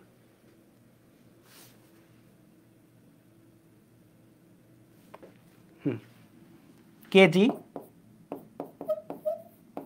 Per metre per second আসে, দেখো তো হিসাব করে, নিচের স্কয়ার উপরে 1, তাহলে কাটাকাটি যাবে, নিচে একটা সেকেন্ড, ঠিক আছে? সো এগুলা কিন্তু এমসিকিউতে আসবে, হ্যাঁ, এগুলা খুবই গুরুত্বপূর্ণ। নিচের কোনটি? সান্দ্রতাঙ্কের একক।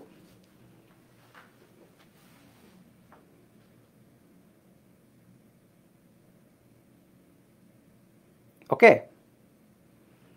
এখানে আরো ব্যাপার আছে।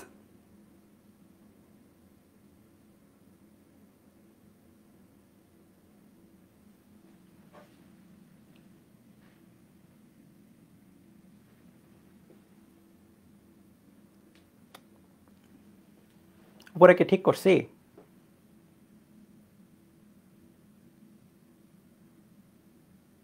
এটা ভুল করছি তাই না? এটা শুধু সেকেন্ড হবে, শুধু সেকেন্ড, ঠিক করে নাও, শুধু সেকেন্ড। খেয়াল করে দেখো, এই যে নিউটন পার মিটার স্কোয়ার আছে না, newton per metre square, newton per মিটার স্কোয়ারকেও নাম দেওয়া যায়, মনে আছে না? প্যাসকেল, চাপের একক নিউটন পার মিটার স্কোয়ার। তাহলে এটাকেও বলা যায় হচ্ছে আবার প্যাসকেল সেকেন্ড। সো এই এককগুলো নিয়ে কিন্তু সাবধানে থাকতে হবে একটু, হ্যাঁ। এখানে ভয়ের কিছু নাই, জাস্ট পরীক্ষায় মনে না থাকলে লিখে দিবা আর কি, লিখে বের করবা। বা এই যে 1 প্যাসকেল সেকেন্ড, এটাকে আমি একটু সরাই, এগুলাকে 1 প্যাসকেল সেকেন্ড, এটার আরেকটা নাম আছে, এটাকে বলা হয় হচ্ছে 1 পয়জলি।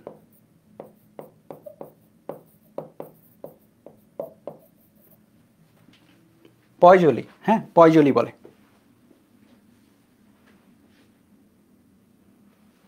পয়জলি বা 1 পিআই, এভাবে লেখে, পিআই। সো এই যে এককটা গেল, এটা কিন্তু এসআই পদ্ধতির একক, এসআই পদ্ধতি, রাইট? এসআই পদ্ধতির একক।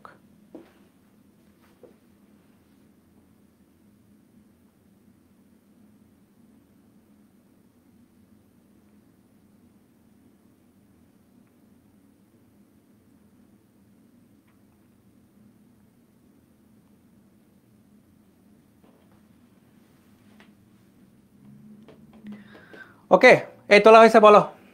এখানে আরেকটা একক আছে, সিজিএসটা লাগবে, কারণ সিজিএস দিয়ে কিছু ম্যাথ দিবে এখানে, এখানে একটু প্যারাস। শুধু এখানে না, এই পুরো চ্যাপ্টার 7-এ সিজিএস এর ম্যাথ থাকে, বুঝছো? তোলা গেলে ডান বলো।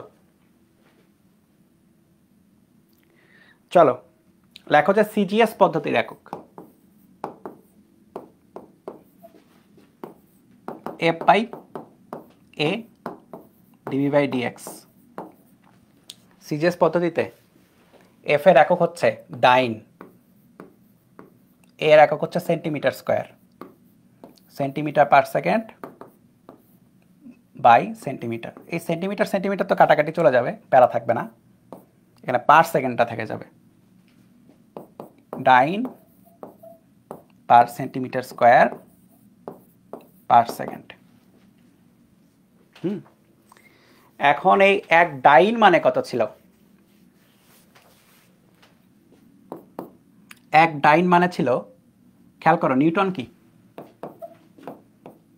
KG metre per second square, তো তাহলে 1 ডাইন আবার হচ্ছে gram centimetre per second square, CGS যেহেতু। সো 1 ডাইনকে তুমি gram centimetre per second square লিখতে পারো, আর নিচে হচ্ছে সেন্টিমিটার স্কোয়ার পার সেকেন্ড। তাহলে নিচে খেয়াল করে দেখো, গ্রাম উপরে থাকে, এখানে আবার প্যারা, পার্সেন্ট পার স্কোয়ার উপরে একটা স্কোয়ার, তাহলে নিচে একটা সেন্টিমিটার থাকবে, gram per centimetre to second, gram by centimetre second. 1 গ্রাম মানে কত কেজি? 10⁻³ কেজি। 1 সেন্টিমিটার মানে 10⁻² মিটার ইন্টু সেকেন্ড। তাহলে তুমি খেয়াল করে দেখো, 10⁻³ আর নিচে আছে 10⁻², তাহলে এটা 1/10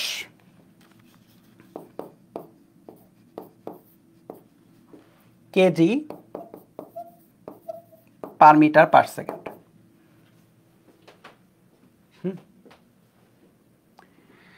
এই যে সিজিএস পদ্ধতির এই যে এককটা গ্রাম পার সেন্টিমিটার সেকেন্ড, এইটাকে বলা হয় হচ্ছে 1 পয়েস সম্ভবত, হ্যাঁ 1 পয়েস। ওইটা ছিল পয়জলি আর এটা হচ্ছে পয়েস, বুঝছো? পয়েস আর পয়জলি আলাদা। পয়েস হচ্ছে সিজিএস পদ্ধতিতে আর পয়জলি হচ্ছে এসআই পদ্ধতিতে। প্যারা খেও না, মনে থাকবে, ঠিক আছে? প্রথমবার দেখলে একটু প্যারা লাগতে পারে, কি হলো এটা, মানে নামকরণই আলাদা, হ্যাঁ নামকরণ একটু আলাদা। লিখে দিই, সিজিএস পদ্ধতিতে বলা হয় হচ্ছে 1 পয়েস বা পয়েস আর কি, আর এসআই পদ্ধতিতে হচ্ছে পয়জলি। ঠিক আছে, এসআই পদ্ধতিতে হচ্ছে পয়জলি। তাহলে খেয়াল করে দেখো, এইটা যেটা এটাই তো পয়জলি, তাই না? সিজিএস এসআই পদ্ধতির একক, বা এটা হচ্ছে 1/10 পিআই পয়জলি। তাহলে 1 পয়েস ইকুয়াল টু 1/10 পয়জলি।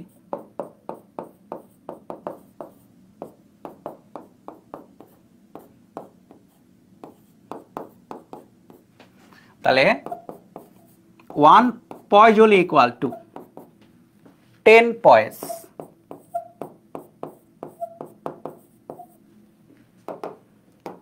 তোমার যদি এত কিছু মনে না থাকে, আমি বলি, তোমার যদি এত কিছু মনে না থাকে, তুমি এটা মনে রাখবা, 1 পয়জলি ইকুয়াল টু 10 পয়েস। ঠিক আছে, 1 পয়জলি ইকুয়াল টু 10 পয়েস, এইটা মনে রাখো। পরীক্ষার খাতার জন্য আমাদের এইটুকুই লাগবে, আর কিছু লাগবে না। ম্যাথ যখন দিবে তখন আমরা এইটাকে কাজে লাগায় কাজ করে ফেলবো। যদি আমাদের সিজিএসে থাকে, পয়জে দেয়, আমরা পয়জলিতে কনভার্ট করে ফেলবো। ঠিক আছে, তাহলে পয়েস থেকে পয়জলিতে কেমনে কনভার্ট করব? 1/10 দ্বারা গুণ করে দিব।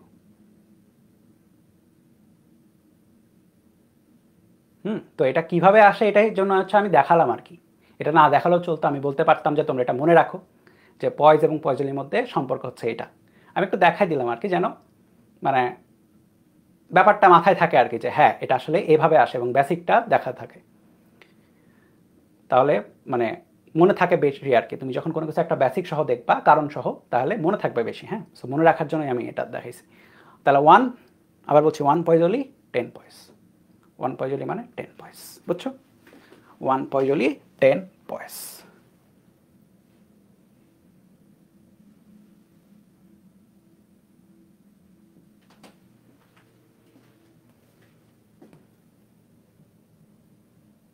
চলো, প্যারা খেও না, এককগুলা দেখে প্যারা খেও না, ম্যাথ সোজা।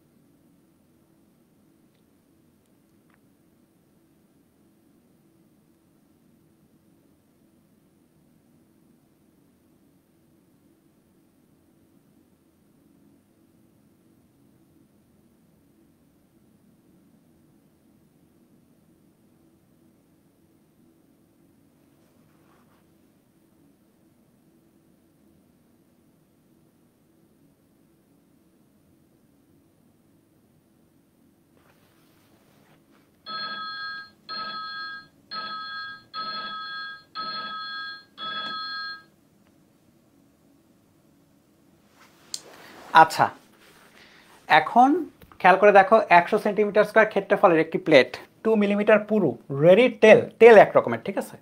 রেডি তেল হচ্ছে এক রকমের তেল বা একটা ফ্লুইড আর কি, নাথিং এলস, মানে প্রবাহী, উপর রাখা আছে। ঠিক আছে, এখন রেডি তেলের সান্দ্রতাঙ্ক এত পয়েস হলে 3 সেন্টিমিটার পার সেকেন্ড বেগে যদি চালনা করতে হয় কাকে? ওই প্লেটটাকে। তাহলে কত অনুভূমিক বলের প্রয়োজন হবে? তাহলে যেটা হইছে, লেটস সে এটা মনে করো যে কোনো একটা স্তর, এই স্তরের উপরে এখানে মনে করো রেডির তেল আছে। ঠিক আছে, এটাকে রেডির তেল চিন্তা করলাম, রেডির তেল।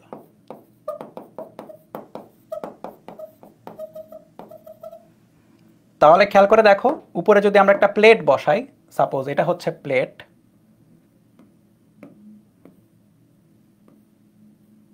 এটা হচ্ছে সেই প্লেট। এগুলা খাতায় আঁকানো লাগবে না, বুঝছো? পরীক্ষার খাতায় আঁকানো লাগবে না, আমি জাস্ট বোঝানোর জন্য আঁকাচ্ছি। পরীক্ষার খাতায় আঁকানোর কোনো দরকার নেই। প্লেট এটা, তাহলে রেডির তেল যেটা, এটাই কিন্তু প্লেট কিন্তু সান্দ্র না। প্লেট কি জিনিস? প্লেট হচ্ছে কঠিন জিনিস। প্লেট তো আর সান্দ্র না, রেডির তেলটা সান্দ্র। রেডির তেল সান্দ্র এই কারণে যেটা হবে, তুমি যখন প্লেটটাকে এই সাইডে নিয়ে যেতে চাইবা, প্রবাহী সান্দ্রতা বা প্রবাহী ঘর্ষণ দিবে, রাইট? প্রবাহী সান্দ্র তার মানে কি? প্রবাহী ঘর্ষণ দিচ্ছে, প্রবাহীর ঘর্ষণ বলা হচ্ছে তো, তাই না? সো যেটা হচ্ছে এই বরাবর তুমি সান্দ্রতাজনিত বল পাচ্ছ, এফ, যেটা হচ্ছে সান্দ্রতা। এখন এই যে নিউটনের মেকানিক্স ফেরত আসবে আবার। কেমনে? খেয়াল করে দেখো, তুমি তাকে সমবেগে নিবা, তাই না? তুমি কি করবা? তুমি তাকে সমবেগে চালনা করবা। সমবেগ তো এটা। তো সমবেগে চালনা করতে গেলে কি লাগবে? তুমি যখন এইদিকে বাধা বল পাবা, ওই পাশে একটা অনুভূমিক বল প্রয়োগ করতে হবে, যেন এটার এগেনস্টে সমবেগে চালনা করা যায়, রাইট? অনুভূমিক বল একটা প্রয়োগ করতে হবে, যেন কি করা যায়? অনুভাবে সমবেগে চালনা করা যায়। এখন সমবেগে চললে কে বড়, কে সমান, কে ছোট? অবশ্যই এই সমবেগে চললে কে বড় বলো? এফ বড় নাকি এফ সান্দ্রতা বড়? সমবেগে গেলে কে বড় বলো? নিউটনের মেকানিক্স ফেরত এসছে।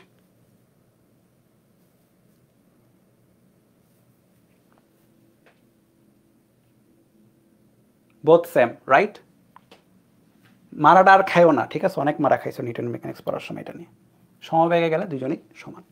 যেহেতু সমবেগ, তাহলে এফ ইকুয়াল টু, অনেকে বলতে পারে আচ্ছা দাদা এখানে কি দিবে যে আমি নির্দিষ্ট ত্বরণে আগাইতে চাই? দিবে না, তোমাদের দিবে না, সমবেগে বলবে, বুঝছো? কারণ এই সেট আপটা পুরোটাই সমবেগের সেট আপ। ত্বরণ হইলে শুধু এটা না, এখানে আরও অনেক ব্যাপার স্যাপার থাকে যেটা তোমাদের সিলেবাসের অন্তর্গত না। সো চিন্তা নেই, সমবেগে আসবে। তাহলে এফ সান্দ্রতার সমান হবে, যেটা ইকুয়ালটা হবে ইটা এ ডিভি বাই ডিএক্স। এবার সাবধানে সব কিছুকে এসআই এককে আমরা ম্যাথ করবো, তো এসআই এককে নিয়ে আসতে হবে। 15.5 পয়েস, খেয়াল করো, পয়েসকে যদি আমি পয়জলিতে কনভার্ট করতে চাই, তাহলে 10 দ্বারা ভাগ দিতে হবে, তাই না? এখানে কি দেখায়? এখানে যেটা বোঝায় যে 1 পয়েস ইকুয়াল টু 1/10 পয়জলি। সো এটাকে একটু মার্ক করে রাখি। পয়েসকে পয়জলিতে কনভার্ট করতে গেলে 1/10 দ্বারা ভাগ দিতে হবে। তাহলে 15.5/10 পয়জলি। হ্যাঁ, এটা রাখলাম না, ওকে? পয়জলিতে কনভার্ট হলো।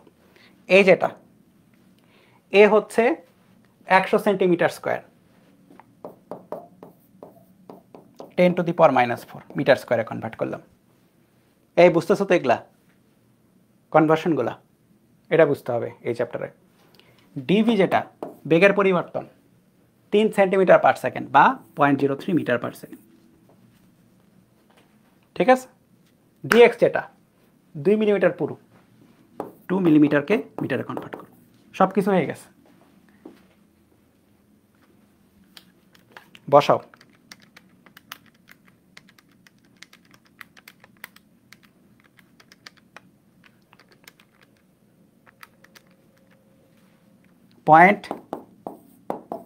.2325 নিউটন। সবাই দেখে অ্যান্সার মিলেছে কিনা, তাহলেই হবে। কি অ্যান্সার মিলে?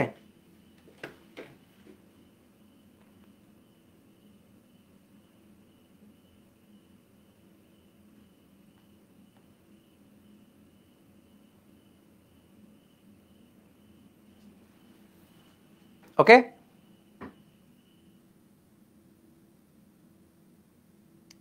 এই প্রশ্নে ঘর্ষণটা দুইটা ভিন্ন পদার্থের মধ্যে হচ্ছে কিনা? না, আমি বলি এই যে ঘর্ষণটা হচ্ছে, এটা আসলে প্রবাহীর কারণে পাওয়া যাচ্ছে। এটা আসলে প্রবাহীর কারণে ঘর্ষণ পাওয়া যাচ্ছে। সো এখানে যে ঘর্ষণজনিত যে বল, এটা আসলে সান্দ্রতাজনিত বলই পুরাটাই।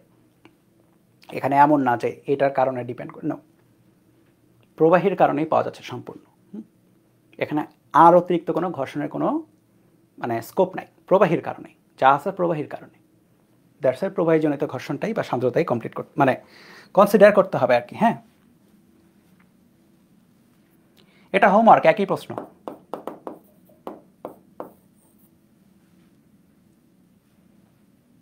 এখানে যেটা হয়েছে, দুইটা প্লেট আছে, একটা প্লেট আর একটা প্লেট 1.5 মিলিমিটার পুরো গ্লিসারিন স্তর দ্বারা কানেক্টেড। তো গ্লিসারিন কি করবে, সান্দ্রতা সাপোর্ট দিবে। এটা খাতায় করে নিও তোমরা। হ্যাঁ, আমি জাস্ট কি কি দিতে পারে এই জন্য হচ্ছে এটা রাখছি, তাছাড়া রাখা লাগতো না, একই প্রশ্ন।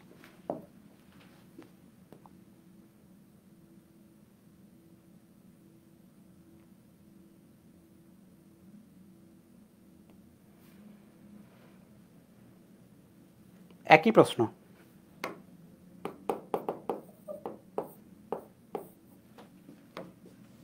এত বেধের তরল, ক্ষেত্রফল দেওয়া আছে, বেগ দেওয়া আছে, সব কিছু এসআই একক দেওয়া আছে, জাস্ট বসাই দিবা। ঠিক আছে?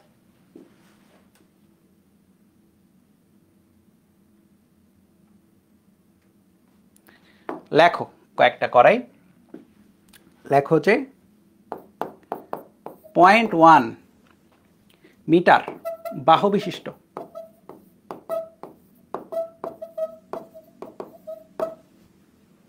একটি বর্গাকার প্লেট, বর্গাকার প্লেট, দেখে দেখে লিখতেছে, হ্যাঁ, বই থেকে। আরেকটি প্লেটের সমান্তরালে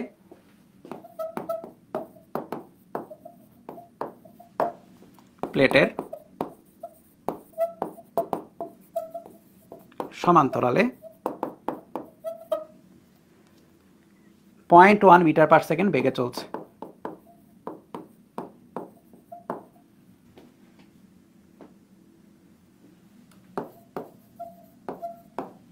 দুটি প্লেটই পানিতে নিমজ্জিত আছে।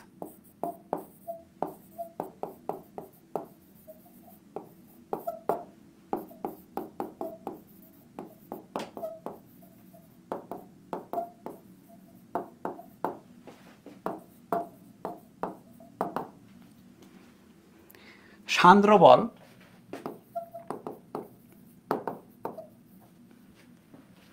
টু ইন্টু 10⁻³ নিউটন হলে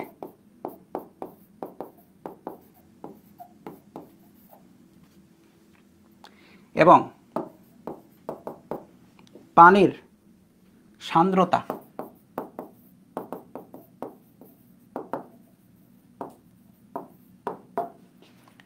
10⁻³ ডেকাপয়েজ, এটা সাবধানে খেয়াল করো, এককটা ডেকাপয়েজ হলে, এখানে কথা আছে কিছু, হ্যাঁ, ডেকাপয়েজ হলে প্লেট দুটির দূরত্ব কত?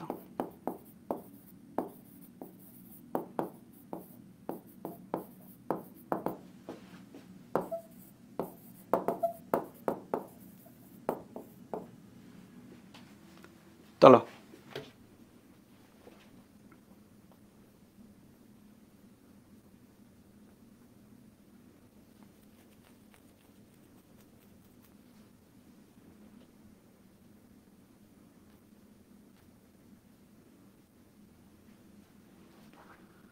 তোলা শেষে ডান বলো তাড়াতাড়ি।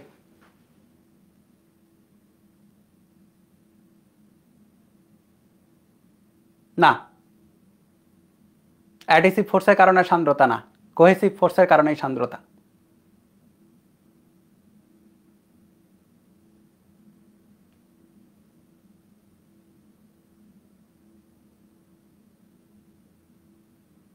মানে ব্যাপারটা হচ্ছে কি, দেখো যে তোমরা এখানে কনফিউশন করে ফেলতেছো। ব্যাপারটা কি হচ্ছে, ব্যাপারটা হচ্ছে তুমি যখন খেয়াল করো, তুমি এই প্লেটটাকে নাড়তেছো তো নির্দিষ্ট বেগে, বেসিক্যালি প্লেটটাকে যখন নির্দিষ্ট বেগে নাড়বা বা টেনে নিয়ে যাবা, তখন উপরের যে লেয়ারটা আছে না, খেয়াল করো যে উপরের লেয়ারটার কথা চিন্তা করো। আমি অন্য কালারে যাই, কোন কালার দিব, সব কালার ইউজ করছি, এটা দিই। উপরের লেয়ারটা বুঝছো, এইটাও এই প্লেটের সমান গতিবেগই পাবে। মানে বেসিক্যালি প্লেটটাকে তুমি সামনে নিয়ে যাওয়া যে কথা, প্লেটটাকে তুমি সামনে নিয়ে যাওয়া যে কথা, উপরের তলটা ওটার সাথে সাথে উপরের তলটা তাহলে নিচে লেগে আছে না আসঞ্জনের কারণে, লেগে আছে তো। সো উপরের তলটাও এই সারফেসের মানে এই পানি বলতেছি আর কি, এই তেলের সারফেসের উপরের তলটাও কিন্তু এটার সাথে সাথে একই বেগে যাবে। সো বেসিক্যালি প্রবাহী যেটা করছে, প্রবাহী তার এটাকে বাধা দিচ্ছে না, প্রবাহী তার উপরের সারফেসটাকে বাধা দিচ্ছে। কথা বুঝছো এবার? প্রবাহী কি করছে? প্রবাহী উপরের সারফেসটাকে বাধা দিচ্ছে। প্রবাহী উপরের সারফেস, তেলের উপরের একদম উপরের সারফেসটাকে বাধা দিচ্ছে। ওটা তো তার নিজস্বই প্রবাহীর, এবং আলটিমেটলি ওটা ফিল করতেছে কে? এই কারণে প্লেট ফিল করতেছে। কথা বুঝছো? তুমি ব্যাপারটাকে এরকম চিন্তা করতে পারো, ধরো যে তুমি সমুদ্রে সাঁতার কাটতেছো, বা সমুদ্রে মনে করো যে কায়ে থেয়ে পড়ে আসো, ঠিক আছে? পানির উপরের সারফেসের যে গতি আছে সেই গতির সাথেই কিন্তু তুমি যাবা, রাইট? তুমি কিন্তু নিজে গতি জেনারেট করতেছো না, পানির উপরের সারফেসের গতি। সো পানির উপরের সারফেসই তোমাকে নিয়ে যাচ্ছে। ব্যাপারটা তুমি যখন প্লেটটাকে ধরে নাড়তেছো বা সামনে নিয়ে যাচ্ছ বেগ দিয়ে, তখন কি হচ্ছে? তরলের উপরের সারফেসটা গতিশীল হওয়ার চেষ্টা করছে, এবং তরলের উপর সারফেসটাই বেসিক্যালি সান্দ্রতাজনিত বল পাচ্ছে। এবার বুঝছো? আমরা তরল নিয়েই কাজ করছি। হ্যাঁ, এখন তরলের উপরের সারফেসটা গতিশীল কেন হচ্ছে? প্লেটটাকে গতিশীল করার জন্য। সো বেসিক্যালি তরলের দুইটা সারফেসের মধ্যেই গতিশীলতা হচ্ছে। সো এটাতে ফেরত আসি, কয়েক ছিলাম আমরা। এত বাহু বিশিষ্ট একটি বর্গাকার প্লেট আরেকটি প্লেটের সমান্তরালে এত বেগে চলছে। খেয়াল করে দেখো, বর্গাকার প্লেট তো, এটা কি আঁকানো লাগবে? আছে একটু আঁকাই আর কি, জাস্ট একটু।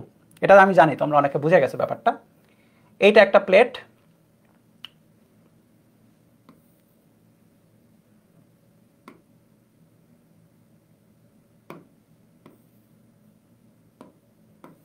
বর্গাকার তো, আঁকাই চলো।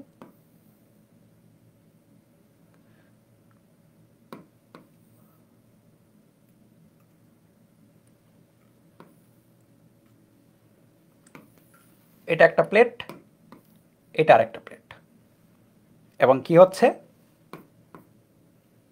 যখন একজন আরেকজনের উপর দিয়ে যাচ্ছে তখন মাঝখানে মিডলে কে আছে? মিডলে আছে হচ্ছে তরল আছে।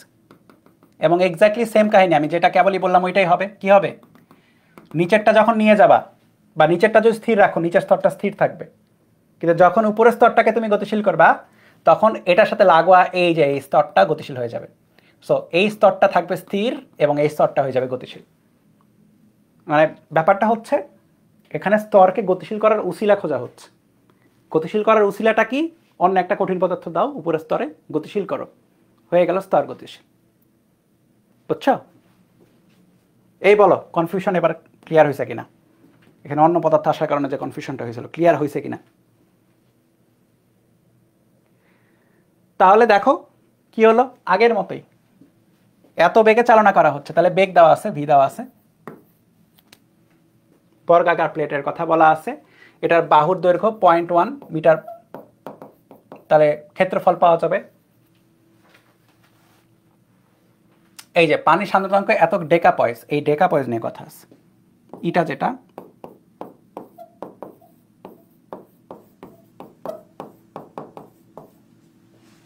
ডেকা, কিলোমিটার মানে কি? কিলোমিটার মানে হচ্ছে 1000 মিটার। হেক্টোমিটার মানে কি? হেক্টোমিটার মানে হচ্ছে 100 মিটার। ডেকামিটার মানে কি? ডেকামিটার মানে হচ্ছে 10 মিটার।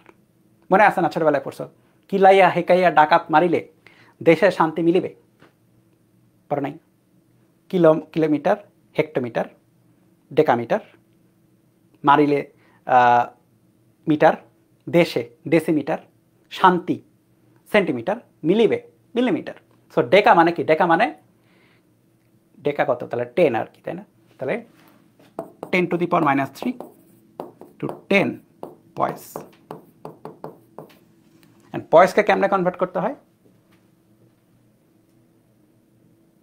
পয়জুলিতে। 1 পয়েস মানে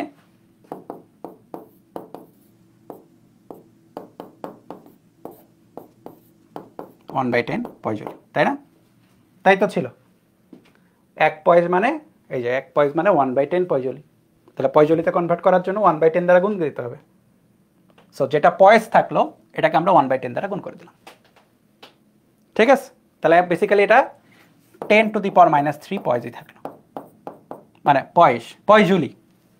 পয়জুলি, ঠিক আছে? কনফিউজড হয়েও না আর কি, একটু মাথায় রাখতে হবে, তাহলেই হয়ে যাবে। তাহলে কি হলো, দূরত্ব কত, তাহলে যেহেতু F equal to eta A DB by dx, সব কিছু বসাও, ডিএক্স এর ভ্যালু বের হবে। এফ এর ভ্যালু কত, 2 × 10⁻³ সান্দ্রতা জনিত বল। ইটা কত, ইটা এই যে কেবলই বের করলাম 10⁻³ এ কত 0.1 মিটার বাহু, তাহলে এ হচ্ছে 0.1 × 0.1 মিটার স্কোয়ারে, তাই না, into dv by dx, dv কত 0.1, ডিএক্স বের হবে। এই রকম যে ম্যাথগুলো থাকে, এইরকম ম্যাথ না ক্যালকুলেটর ছাড়াই করা যায় চাইলে, সহজ হিসাব কিন্তু, পয়েন্ট হিসাবে তো সহজ হিসাব, ক্যালকুলেটর ছাড়াই করা যায়। এগুলা কিন্তু ভর্তি পরীক্ষায় ভার্সিটিতে আসে, যেগুলা ক্যালকুলেটর ছাড়াই করা যায়। সো এগুলো একটু খেয়াল রেখো আর কি মাথার মধ্যে, যে ভাই এগুলা ক্যালকুলেটর ছাড়া যেগুলা করা যাচ্ছে সেগুলা ভার্সিটিতে আসবে কিন্তু। 0.1 0.1 × 0.1 বাই ডিএক্স কত আসে, 2 মিলিমিটার, নো 5 × 10⁻⁴ মিটার বা 0.5 মিলিমিটার। রিয়াদেরটা ঠিক আছে, ঠিক আছে, 0.5 মিলিমিটার অ্যান্সার। বুঝিয়াছো নাকি বোঝো নাই, বলো বুঝিয়াছো নাকি বোঝো নাই?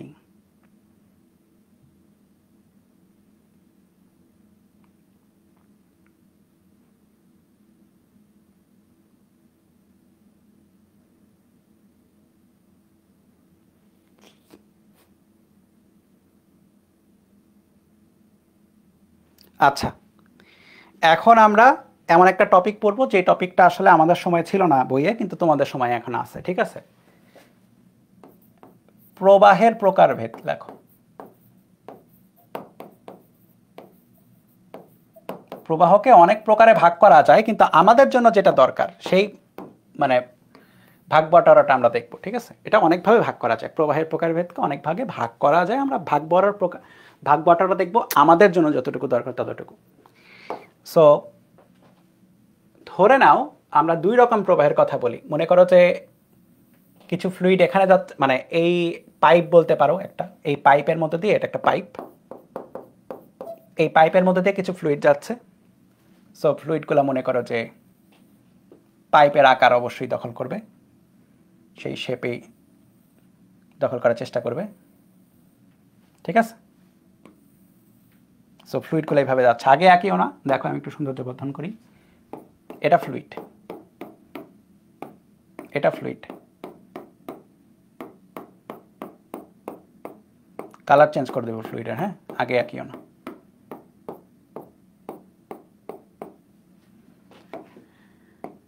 সো এটা fluid, fluid, fluid,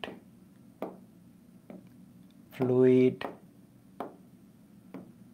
fluid, and this is also fluid, fluid, sorry, এটা ফ্লুইড না, এটা ফ্লুইড না, এটা পাইপ। সো পাইপের মধ্যে দিয়ে যাচ্ছে, ফ্লুইড যাচ্ছে, ঠিক আছে। এখন আমার কথার মনোযোগ দিয়ে খেয়াল কর, আমরা কয়েকটা পয়েন্ট চিন্তা করব, যে এই গতির মাঝখানে বিন্দু কয়েকটা, ধরো যে এ বিন্দু ধরলাম, বি বিন্দু ধরলাম, সি বিন্দু ধরলাম, ডি বিন্দু ধরলাম, ই বিন্দু ধরলাম, ঠিক আছে। 5টা পয়েন্ট র্যান্ডমলি একই লাইন বরাবর ধরলাম, সহজে দেখার জন্য, তাছাড়া কিছু না। সো এ বিন্দুতে খেয়াল করো, এ বিন্দুতে এখানে দিয়ে কিন্তু প্রতিটা মোমেন্টে কি হচ্ছে, ফ্লুইড প্রবাহিত হচ্ছে। তুমি যদি সহজ কথা চিন্তা করতে চাও, পানির কথা চিন্তা করতে পারো, ফ্লুইড তো পানি, ফ্লুইড প্রবাহিত হচ্ছে। সো এইখানে ফ্লুইডের বেগের দিকটা হচ্ছে এই বরাবর, ঠিক আছে। এইখানে ফ্লুইডের বেগের দিক হচ্ছে এই বরাবর, এই বরাবর, এই বরাবর, এই বরাবর। এখন একটু লেখা থামাও, একটা কথা জাস্ট চিন্তা করো, এই যে এ পয়েন্টে যে ফ্লুইডটা ছিল, ফ্লুইড বলতে মানে ফ্লুইডের একটা অণু ছিল বা কণা ছিল এ পয়েন্টে কিছুক্ষণের জন্য, নির্দিষ্ট টাইম যাওয়ার পরে সেম কণা এখানে থাকবে নাকি ওই অন্য কণা চলে আসবে বলো তো? সেম নাকি অন্য সেটা আমাকে বলবা, আর কিছু না, আর কিছু জানা লাগবে না। তুমি খালি বলবা যে এই পাইপের মধ্যে যে ফ্লুইডটা যাচ্ছে, যে কোনো একটা লাইন ধরলাম, এই লাইন দিয়ে ফ্লুইড যাচ্ছে, তাহলে এই লাইনের যে কোনো একটা পয়েন্টে, যে কোনো একটা সময় আর কি, এ পয়েন্টে যে কোনো সময়ে একটা কণা আছে। হ্যাঁ, একটা কণা আছে। আমি জ্যোতিষী নামে কইতে পারবো না কয়টা ক্লাস লাগবে এই চ্যাপ্টার কমপ্লিট হতে, ঠিক আছে? এইগুলা জিজ্ঞেস করে না কয়টা চ্যাপ্টার ক্লাস লাগবে, বিরক্তিকর লাগে আসলে। পড়াই তোমাদের স্পিডের উপরে, তোমরা বেশি পড়তে পারলে বেশি তাড়াতাড়ি হবে, তোমরা ধীরে ধীরে পড়লে, আস্তে আস্তে পড়লে কম কম তাড়াতাড়ি হবে, তোমাদের উপরে। তোমরা যদি ক্লাসে রেগুলার থাকো, রেগুলার বলো যে হ্যাঁ আগায় দেন পড়া, আমি আগায় দিব, 2 ঘন্টা করে পড়াই দিব। তোমরা যদি ক্লাসে বেশিক্ষণ না থাকো, তাহলে 1.5 ঘন্টার পরে আমি ছেড়ে দিব, কারণ ক্লাসে বেশিক্ষণ তোমরা থাকতেছো না। তাহলে বুঝোই যে কয়টা ক্লাস হবে। 1.5 ঘন্টা হলে একরকম ক্লাস হবে, 2 ঘন্টা হলে একরকম ক্লাস হবে। ক্লাসের কন্টেন্ট তো সেম থাকবে। সো 2 ঘন্টা করে ক্লাস হলে তোমার কম ক্লাসে হয়ে যাবে, 1.5 ঘন্টা করে ক্লাস হলে বেশি ক্লাস লাগবে, ঠিক আছে? এই দেখো ক্লাস শেষে মোটিভেশন, ঠিক আছে? মোটিভেশন জন্য আমি আরেকটা সাইকেল ক্রিয়েট করে ভাবছি, বুঝছো? তোমরা মোটিভেশন এত খায় পোলাপান ভাইরে ভাই, মোটিভেশনাল কন্টেন্ট দিয়ে ভর্তি অনলাইনে, যার যত বেশি মোটিভেশন দেয় তার পপুলারিটি তত বেশি। আমি মোটিভেশনালি একটা সাইকেল তৈরি করবো ভাই, ওখানে খালি মোটিভেশন দিব, ঠিক আছে? তোমরা কোর্স কিনা ভর্তি হবে, মোটিভেশনের কোর্স, মোটিভেশনাল কোর্স নাকি আছে, কি অবস্থা? তো যাই হোক, আমাদের টাইমে মোটিভেশন লাগতো না, টিচাররা পেদাইতো, পেদানো বুঝো, পেদাইতো, ঠিক আছে? 11-12 টিচাররা তো সরাসরি পেদাইতো না, গার্জেন ডাকতো, গার্জেন ডাইকা বলতো যে পড়তেছে না, বাসায় গিয়ে হয়তো পেদানি। হ্যাঁ, আর তোমাদের দরকার এখন মোটিভেশন। আমাদের টাইমে তো মোটিভেশন লাগতো না তো কিছুই, ওই পেদানি ছিল মোটিভেশন। তখন অন্য কণা চলে আসবে, তাই না? এই কণা তো সামনে চলে যাবে ততক্ষণে। কিন্তু খেয়াল করো, এটা একটা লাইন আর কি, এবং এই লাইন বরাবরই সবাই যাচ্ছে, এই লাইন বরাবরই সবাই যাচ্ছে। ব্যাপারটাকে তুমি চিন্তা করতে পারো হচ্ছে ট্রেন লাইনের মতো। একটা ট্রেন লাইন দিয়ে, একটা ট্রেন লাইন মনে করো ঢাকা রাজশাহীর মধ্যে একটা ট্রেন লাইন আছে, তো সবগুলা ট্রেন কিন্তু একই লাইনেই যাচ্ছে। হ্যাঁ, কিন্তু ভিন্ন ভিন্ন ট্রেন যাচ্ছে, ট্রেন এ যাচ্ছে আগে, ট্রেন বি যাচ্ছে পরে, কিন্তু সবগুলা ট্রেন একই লাইনে যাচ্ছে। সো এই প্রবাহীর প্রত্যেকটা বিন্দু এই রেখায় যদি কেউ থাকে, তাহলে তারা একই লাইনেই যাচ্ছে, এবং এ পয়েন্টে থাকা গেলে তার বেগটা সেমই থাকছে। তাহলে এ বলো, বি বলো, সি বলো, ডি বলো বা ই বলো, পয়েন্টটা থাকা গেলে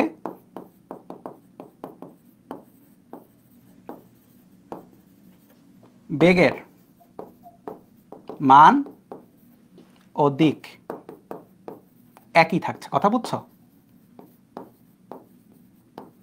ট্রেনের মতো লাইনচ্যুত হচ্ছে না। ট্রেন যেমনে একটা লাইন বরাবর চলে যাচ্ছে, কণাগুলো একটা লাইন বরাবর, এবং এখানে ব্যাপারটা হচ্ছে ট্রেন তো একটা লাইন বরাবর চিন্তা করলাম, কিন্তু এখানে ব্যাপার হচ্ছে তার বেগটাও সেম আছে। এখানে এমন না যে হুট করে একটা কণা চলে আসলো, ধরো যে এইখানে এই কণার বেগ ছিল 10 মিটার পার সেকেন্ড, কথার কথা ধরো 10, হুট করে পরের কণায় সেখানে 20 হবে না, 10ই থাকবে। কথা বুঝছো? 10ই থাকবে। সো এই রকম প্রবাহটাকে বলা হয় হচ্ছে স্ট্রিম লাইন প্রবাহ। স্ট্রিম লাইন, একটা লাইন বরাবর স্ট্রিম যাচ্ছে, স্ট্রিম লাইন প্রবাহ বা ধারারেখ প্রবাহ।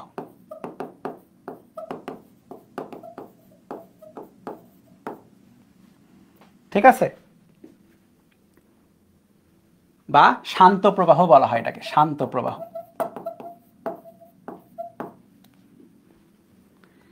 ঠিক আছে? এবং আরেক রকম প্রবাহ আছে, পাশাপাশি আঁকাই তাহলে ডিফারেন্সটা বুঝতে পারবা। আরেক রকম প্রবাহ, সেটা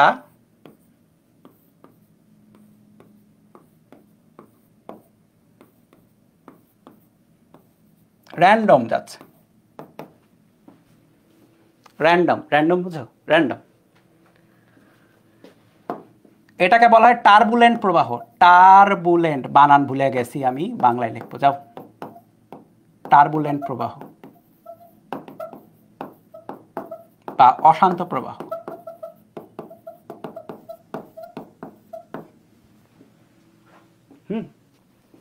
অশান্ত প্রবাহ, অশান্ত, ঘূর্ণিপাক আছে এটার মধ্যে, ঘূর্ণিপাক আছে।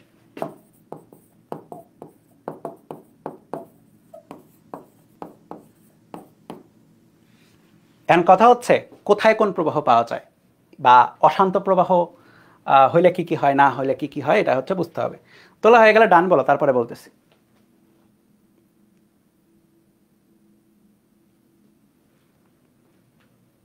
ইয়ার ফাইনাল নিয়ে প্যারা খেও না, হ্যাঁ। কলেজের এক্সাম নিয়ে কয়েকদিন পরে প্যারা কম খাওয়া তোমরা, দেখো। কয়েকদিন আগে একটা ভিডিও দিছিলাম, দেখছিলা, যে বুয়েটের টপ 100 মধ্যে আছে একটা ছেলে, না সরি টপ 120-এর মধ্যে আর কি, এরকম কাছাকাছি একটা ছেলে। আমি ওর সাথে কথা বলতেছিলাম, অনলাইনে দিয়েছিলাম আমি এটা। তো ও হচ্ছে ইয়ার চেঞ্জ পরীক্ষায় ফেল করছিল, দেখছিলাম। মানে ব্যাপারটা এরকম না যে ও পড়তো কম, ব্যাপারটা এরকম যে কলেজে পরীক্ষাকে পাত্তাই দেয়নি, ফেল করছিল। বুয়েটে 120-এর মধ্যে আছে, হ্যাঁ। কলেজের পরীক্ষায় এখন তোমরা গুরুত্ব দিচ্ছ, ঠিক আছে, আমি বলছি না কম গুরুত্ব দাও, কিন্তু এক সময় গিয়ে দেখবা মনে হবে যে একটু কম গুরুত্ব দিলে হইতো, পড়াগুলো আগাইতে হইতো। কারণ সেকেন্ড ইয়ারে কলেজগুলো একটু মানে রোলার কোস্টার চালাই দিবে একদম, বুঝছো? রোলার কোস্টার তো বোঝো, একদম মানে ফটাক করে দেখবা যে শেষ করে দিস, অথচ টপিক অনেক আছে, কিন্তু ফটাক করে বলে যে শেষ, কম কম কম কম করে পড়াই দিলে শেষ। সো এই যে ঘূর্ণিপাকগুলো হচ্ছে, আমি তোমাদের কয়েকটা বাস্তব উদাহরণ দিই, তাহলে ব্যাপারগুলো রিলেট করতে পারবা। ধরো যে শান্ত প্রবাহ কখন থাকে, ধরো বর্ষাকাল ছাড়া যে কোনো একটা নদীতে, আমাদের দেশের নদীতে তো আর্দ্রতা কম, তবুও ধরো যে বড় বড় কিছু নদী আছে, এখন যমুনা আছে, পদ্মা আছে, ভালো পানি থাকে।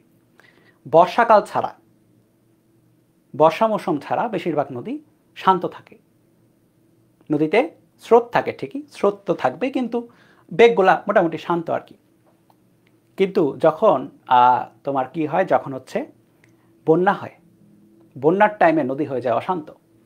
এবং বন্যার টাইমে যেটা হয়, বন্যার টাইমে তুমি যদি খেয়াল করো কখনো, আমি ছোটোবেলা থেকে অনেকবার হচ্ছে যমুনা সেতুতে ট্রাভেল করছি আর কি। যমুনা সেতুতে ট্রেন দিয়ে যখন ট্রাভেল করা হয় তখন একটা মজা হচ্ছে, ট্রেনের সাইডটাতে হচ্ছে আগের যমুনা সেতু, এখন তো যমুনা রেল সেতু হয়েছে, তো আগে যেটা যমুনা সেতু ছিল ট্রেনের সাইডটাতে ফাঁকা থাকে আর কি, হ্যাঁ। তেমন কোনো মানে ভিজিবল কোনো গ্রিল নেই, ফাঁকা। তো নিচে তাকালে দেখা যায় আর কি পানি এরকম করে, যে এরকম করে দেখা যায় বর্ষাকালের মধ্যে পানি এরকম করে ঘুরতেছে। এটা আমার বেশ ছোটোবেলায় আর কি, আমি যখন ক্লাস 2-3-তে পড়ি তখন বন্যা মৌসুমে ভালো পানি হইতো যমুনাতে। আমি আমার উদাহরণটা মানে এক্সাম্পলটা বললাম আর কি, যে আমি দেখছি এরকম। তখন কি থাকে, তখন আসলে পানির বেগ বেশি থাকে, বুঝছো? আসলে বেগের কারণে এটা হয়। এইখানে বেগ কম আছে, এইখানে পানির বেগ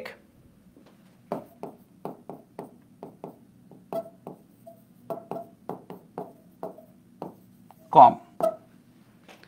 আর যখন তোমার অশান্ত প্রবাহ হয় তখন পানির বেগ অনেক বেশি থাকে।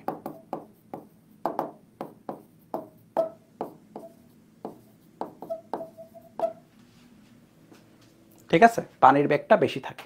সো পানির বেগ কম আছে, পানির বেগটা বেশি আছে। সো অশান্ত প্রবাহ হলে যেটা হবে, পানির বেগ বেশি হবে। পানির বেগ কম থাকলে সেটা হবে শান্ত প্রবাহ। এখন কথা হচ্ছে বেগ কম বেশি বলতে কার কম কার বেশি বোঝায়, মানে কম বেশিটা একটা মানে ভ্যালু থাকবে, তাই না? আমি তো বলতে পারবো না যে ধরো যে 100 হয়ে গেলে 100 মিটার পার সেকেন্ড, অত তো হবে না। ধরো যে 30 মিটার পার সেকেন্ড যদি পানির বেগ সামহাও হয় তাহলে সেটা অশান্ত, 10 মিটার থাকলে শান্ত। কিন্তু এই বাউন্ডারিটা কে দিচ্ছে? আমি যে বললাম যে 10 হচ্ছে শান্ত, 30 হচ্ছে অশান্ত, বাউন্ডারিটা কে বলতেছে? ইচ্ছা মতো বললাম না, হচ্ছে না, এটা ইচ্ছা মতো বলার বাউন্ডারি না। একটা বেগ আছে যেটাকে বলা হয় সংকট বেগ বা ক্রান্তি বেগ।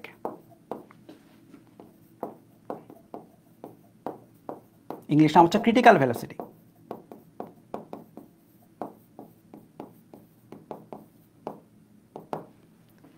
বেগ যদি মানে শান্ত প্রবাহ হয় তাহলে ক্রিটিক্যাল বেগের চেয়ে কম থাকে, ক্রিটিক্যাল বেগের চেয়ে কম থাকে।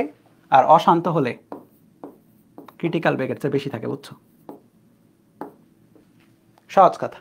তাহলে ক্রিটিক্যাল বেগটা আমাদের জানতে হবে বা চিন্তা করতে হবে, বা ওইটার ম্যাথমেটিক্যাল ব্যাপারগুলো জানতে হবে, যেন আমি বলতে পারি যে হ্যাঁ ক্রিটিক্যাল বেগ এর চেয়ে বেশি বা কম আছে, এবং দ্যাটস ওয়াই এটা শান্ত হবে, মানে বা ধারারেখ বা স্ট্রিমলাইন হবে, নাকি অশান্ত বা টার্বুলেন্ট প্রবাহ হবে, এটা দেখতে হবে।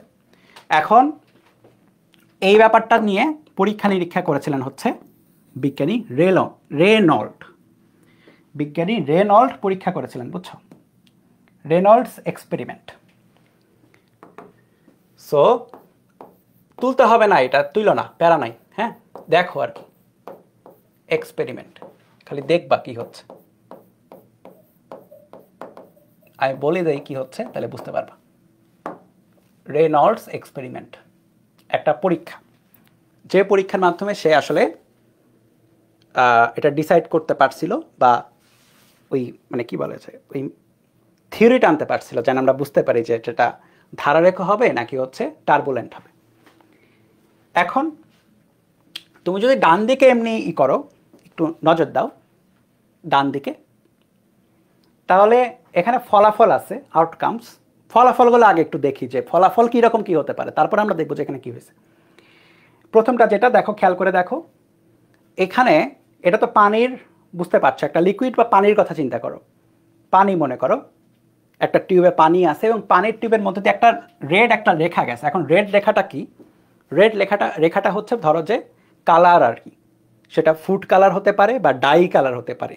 যে কালারটা মনে করো যে এই জামা কাপড়ে দেওয়া হয় আর কি, ডাই বলে, বা ফুড কালারও দিতে পারে, মানে কালার দিলেই হয়েছে। রঞ্জক, যেটা রঞ্জক বা ডাই দিলেই হয়েছে। সো যখনই তুমি একটা কালার দিবা, এখন কালার কি? কালারও একটা ফ্লুইড, তাই না? এটা যদি স্ট্রিমলাইন ফ্লো হয়, এই ল্যামিনার মানে হচ্ছে স্ট্রিমলাইন, হ্যাঁ, বা ধারারেখ। এটা যদি ধারারেখ প্রবাহ হয়, তখন কি হবে?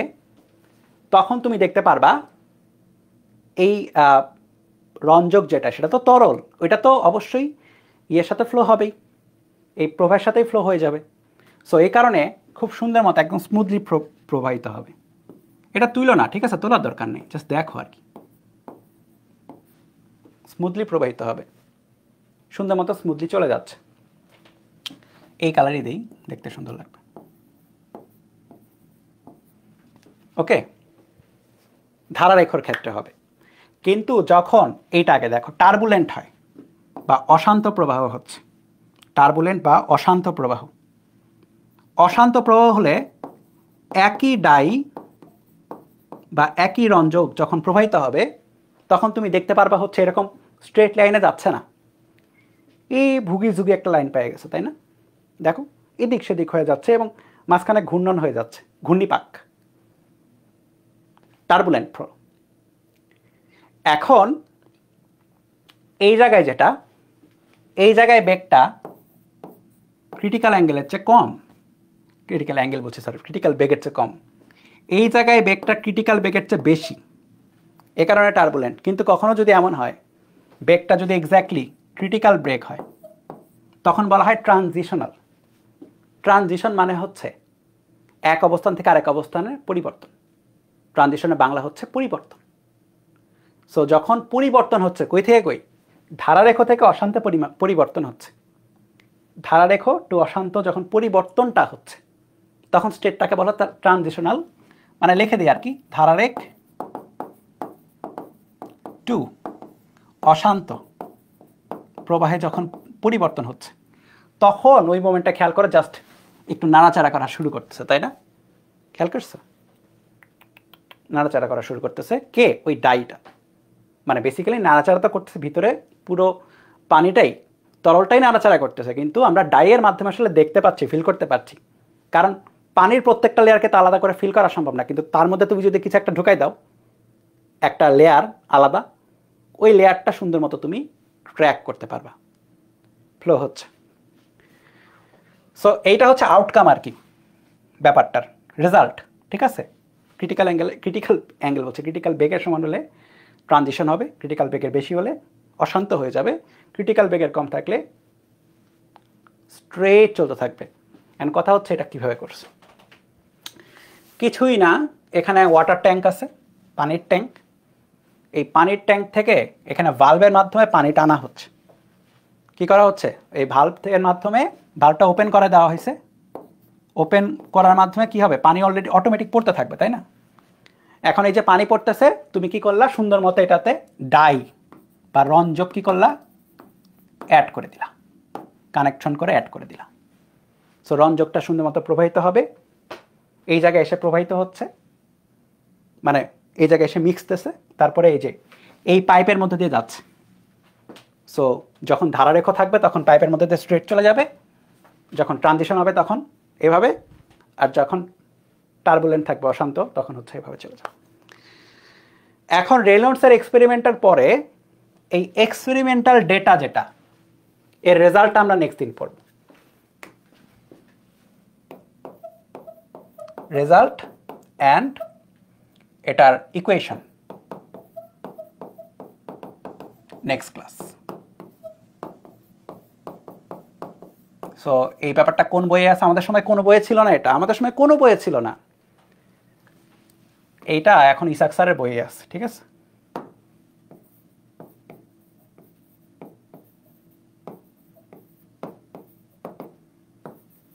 আমাদের অবশ্যই পড়তে হবে, তোমাদের সবচেয়ে ইম্পর্টেন্ট বইটাতেই দেওয়া আছে। বলো, কোনো কোয়েশ্চেন থাকলে বলো, আমি কোয়েশ্চেন নিব। কুইসেন্ট আমি জানি না কোথায় কুইসেন্ট, হ্যাঁ কোথায়? ও জানি না। ফ্লুইডের, শোনো এই ব্যাপারগুলো হচ্ছে ফ্লুইড মেকানিক্সের অংশ। ফ্লুইড মেকানিক্স ইটসেলফ হচ্ছে একটা বড় সড়ো মেকানিক্সের একটা পার্ট আর কি। হ্যাঁ, তো এটা আমার জানি না বলতে হয়তো পড়েছিলাম, খেয়াল নাই, হয়তো পড়েছিলাম খেয়াল নাই। ওয়াটার ট্যাঙ্ক এত ফ্লুইড, তার মানে বুঝতে হবে যে অবশ্যই পানি এক রকমের কুইসেন্ট ফ্লুইড, বুঝতে হবে। কিন্তু কেন কুইসেন্ট বা এটা কি আমাদের না জানা দরকার নেই। আমি এটাকে সরাই দিলাম, যাও স্লাইডে দেখলে যদি গ্যাঞ্জাম মনে হয় সরাই দিলাম, দরকার নেই এটা।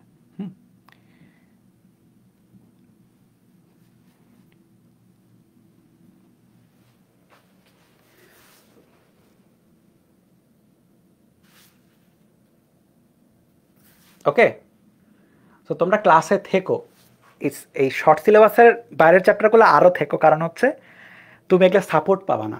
মানে ক্লাসে যতটা সাপোর্ট পাওয়া যায়, তুমি একটা তোকে জিনিস চিন্তা করছো, তুমি যদি এই চ্যাপ্টারগুলার, ধরো ফুল সিলেবাসের চ্যাপ্টারগুলোর ডাউট যদি কোথাও নিয়ে যাও, ধরো তুমি পাবলিক গ্রুপে বা কোনো ডাউটেও যদি পোস্ট করো, ডাউটের সলভ অত ভালো পাবা না তুমি। এই রিজনে ডাউট সলভই করে 21 থেকে 25 ব্যাচের পোলাপান।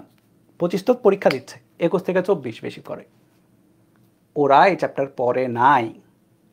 সো ইন ক্লাস যতটা থাকা যায়, ডাউট হলে যতটা আমাকেই জিজ্ঞেস করা যায় তত ভালো। ঠিক আছে, ডাউট যতটা আমার মধ্যেই রাখতে পারো, ক্লাসের মধ্যেই রাখতে পারো, তত ভালো হবে, কারণ তুমি সাপোর্ট পাবা না। তোমরা গিয়ে সাপোর্ট দিবা পরবর্তী ব্যাচগুলোকে, তোমরা গিয়ে 27কে সলভ করে দিতে পারবা, তোমরা গিয়ে 28কে সলভ করে দিতে পারবা, কিন্তু ডাউট সলভও কিন্তু তোমরা পাবা না। এটা খেয়াল করছো? ব্যাপারটা মাথায় রেখো। তুমি কোনো পাবলিক গ্রুপে পোস্ট দিয়েও ভালো অ্যান্সার পাবা না। হ্যাঁ, তোমাদেরই কেউ যদি পড়া থাকে তাহলে অ্যান্সার দিতে পারবে, কিন্তু তুমি সিনিয়র ব্যাচগুলো থেকে এবং টিচার ছাড়া, টিচাররা নিজে ছাড়া তোমাকে কেউ অ্যান্সার দিতে পারবে না। ঠিক আছে, তোমাদের ভাগ্য ভালো যে অনলাইনের বেশিরভাগ টিচার হচ্ছে 20 ব্যাচের আগের, বেশিরভাগ টিচার, সবাই না, বেশিরভাগ টিচার 20 ব্যাচের আগের, বেশিরভাগই ফিজিক্স টিচার। তো তোমাদের ভাগ্য ভালো যে আমরা পড়ছি সবগুলো, আমরা জানি। যদি এমন হইতো আমি পড়ি নাই, তাহলে আমাকে নিজে পড়তে হইতো, তোমাকে পড়াইতে হইতো। বুঝাইছো কী অবস্থা, কী লেভেলের অবস্থা হইতো? এই ব্যাপারগুলা ইয়েতেও না, এই ব্যাপারগুলা আমি বললাম না যে এই ব্যাপারটা মনে করো, এই ব্যাপারটাই যদি মনে করো, এই ব্যাপারটা কিন্তু আমার টাইমে এইচএসসিতে ছিল না, কিন্তু পরবর্তীতে মেকানিক্যাল ইঞ্জিনিয়ারিংয়ের একটা কোর্স ছিল যেখানে আমাদের এটা পড়তে হয়েছিল, আমি পড়ছিলাম। সো ওই জ্ঞান থেকে আমি পড়াইতে পারতেছি সুন্দর করে, কিন্তু যদি ওই জ্ঞানটা না থাকতো, আমাকে নিজেই খাটতে হইতো, আচ্ছা কী হলো এটা দেখার জন্য, তারপরে না তোমাদের পড়াইতে হইতো। ব্যাপারটা বুঝছো? সো ডাউট থাকলে ভাই এই চ্যাপ্টারগুলো খুবই মারাত্মক, বা ওই যে সেকেন্ড পেপার চ্যাপ্টার 4 চুম্বক যেটা হচ্ছে, এই কারণে আমি বলতেছি ভাই আমার সাথে ক্লাস করে নাও, কনসেপচুয়াল ডাউট থাকলে দেখে ফেলো। ঠিক আছে, কারণ ক্লাস একবার হয়ে যাওয়ার পরে ডাউট আমি কতটা পাবা, আমি যতই বলে যে আমি 100% আসি তোমাদের জন্য, তোমরা জানো যে আমরা তো রোবট না, আমরা তো মানুষ, তো কখনো ডাউট দেখা হয়, কখনো ডাউট দেখা হয় না। এই কারণে আমি ডিসকাশন গ্রুপও ক্রিয়েট করে দিয়েছি হোয়াটসঅ্যাপে একটা, যেন আমার মোবাইলে নোটিফিকেশন অন্তত আসে কেউ কোনো ডাউট পোস্ট করলে, বা আমরা তো জানতে পারি যে কার কার কী সমস্যা হচ্ছে। হ্যাঁ, সো মাথায় রেখো আর কি, ফুল সিলেবাসের ক্লাসগুলো ভাই করো। জানি কষ্ট হবে, জানি হয়তো কলেজে নাই, জানি কলেজে এক্সাম চলতেছে, কিছু কিছু করার নাই, কারণ পরে করবা তো পরে টাইম কম পাবা। কারণ এমন তো না যে খালি পড়বা, প্র্যাকটিসও তো করতে হবে। হ্যাঁ, সো পড়ে ফেলো আর কি আমার সাথে সাথেই, তাহলে দেখবা যে সব ক্লিয়ার থাকতেছে, এটাই। আর এই তো এটার ডাউটটা আমি তো আজকে ক্লাসেই বললাম, এটা নিয়ে কয়েকজন প্রশ্ন করতেছিলা। তুমি যখন উপরের তলটাকে সরাবা কি হবে, উপরের তলের লাগোয়া যে পানি, আমি বারবার পানি বলতেছি আর কি, মানে তরলটা আছে, উপরের তলের লাগোয়া যে তরলটা আছে সেটা একই বেগে যাওয়ার চেষ্টা করবে। সো তরলের অভ্যন্তরেই সান্দ্রতা পাওয়া যায়। বুঝছো? এই হচ্ছে ব্যাপার, ব্যাপার এবং ব্যাপারের সেপার। বুঝছো? এই তো আমাদের ফার্স্ট ক্লাস ডান। নেক্সট ক্লাসে হচ্ছে আমরা এক্স্যাক্টলি এখান থেকেই, আমি এই স্লাইডটা রাখবো নেক্সট ক্লাসেও, কারণ আমাদের এটা এক্সপেরিমেন্টাল ডেটাই রাখতে হবে। এখান থেকে রেজাল্টটা আমাদের ম্যাথমেটিক্যাল রেজাল্টগুলো নিতে হবে, যেটা আমাদের ইসাক স্যারের বইয়ে ম্যাথ সহ আছে, সেটা আমাদের দেখতে হবে। ঠিক আছে? তারপরে হচ্ছে আমরা মজার বিষয় হচ্ছে প্রবাহী পড়তে বেশি সময় লাগে না। লাইক আমি দেখছি 4টা বা 5টা ক্লাসও হয়ে যাবে, বেশি সময় লাগবে না আমাদের, 4টা বা 5টা ক্লাস। বুঝছো? প্রবাহী সময় লাগবে না, কঠিনেরই বেশি সময় লাগে, প্রবাহীর কম সময় লাগে। সো 4টা বা 5টা ক্লাস লাইভে করো, তারপরে তুমি কঠিনটা করো, প্যারা নাই, কারণ তুমি অনেক সাপোর্ট পাবা কঠিনে। হ্যাঁ, আর্কাইভ পাবা, অনেক কিছু পাবা, এগুলা পাচ্ছ না যেহেতু, সেটা করো।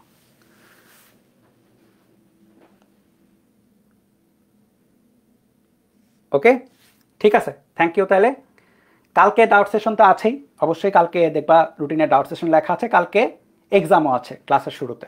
সো যতটুকু পড়াচ্ছে ততটুকুর উপরে এক্সাম, এবং বুঝতেই পারছো যে কী কী থাকা উচিত এক্সামে আর কি, ওগুলাই থাকবে। যতটুকু পড়াচ্ছে ততটুকু এই ম্যাথগুলাই থাকবে। বুঝছো? জাস্ট প্র্যাকটিসটা করতে হবে। ওকে, থ্যাংক ইউ।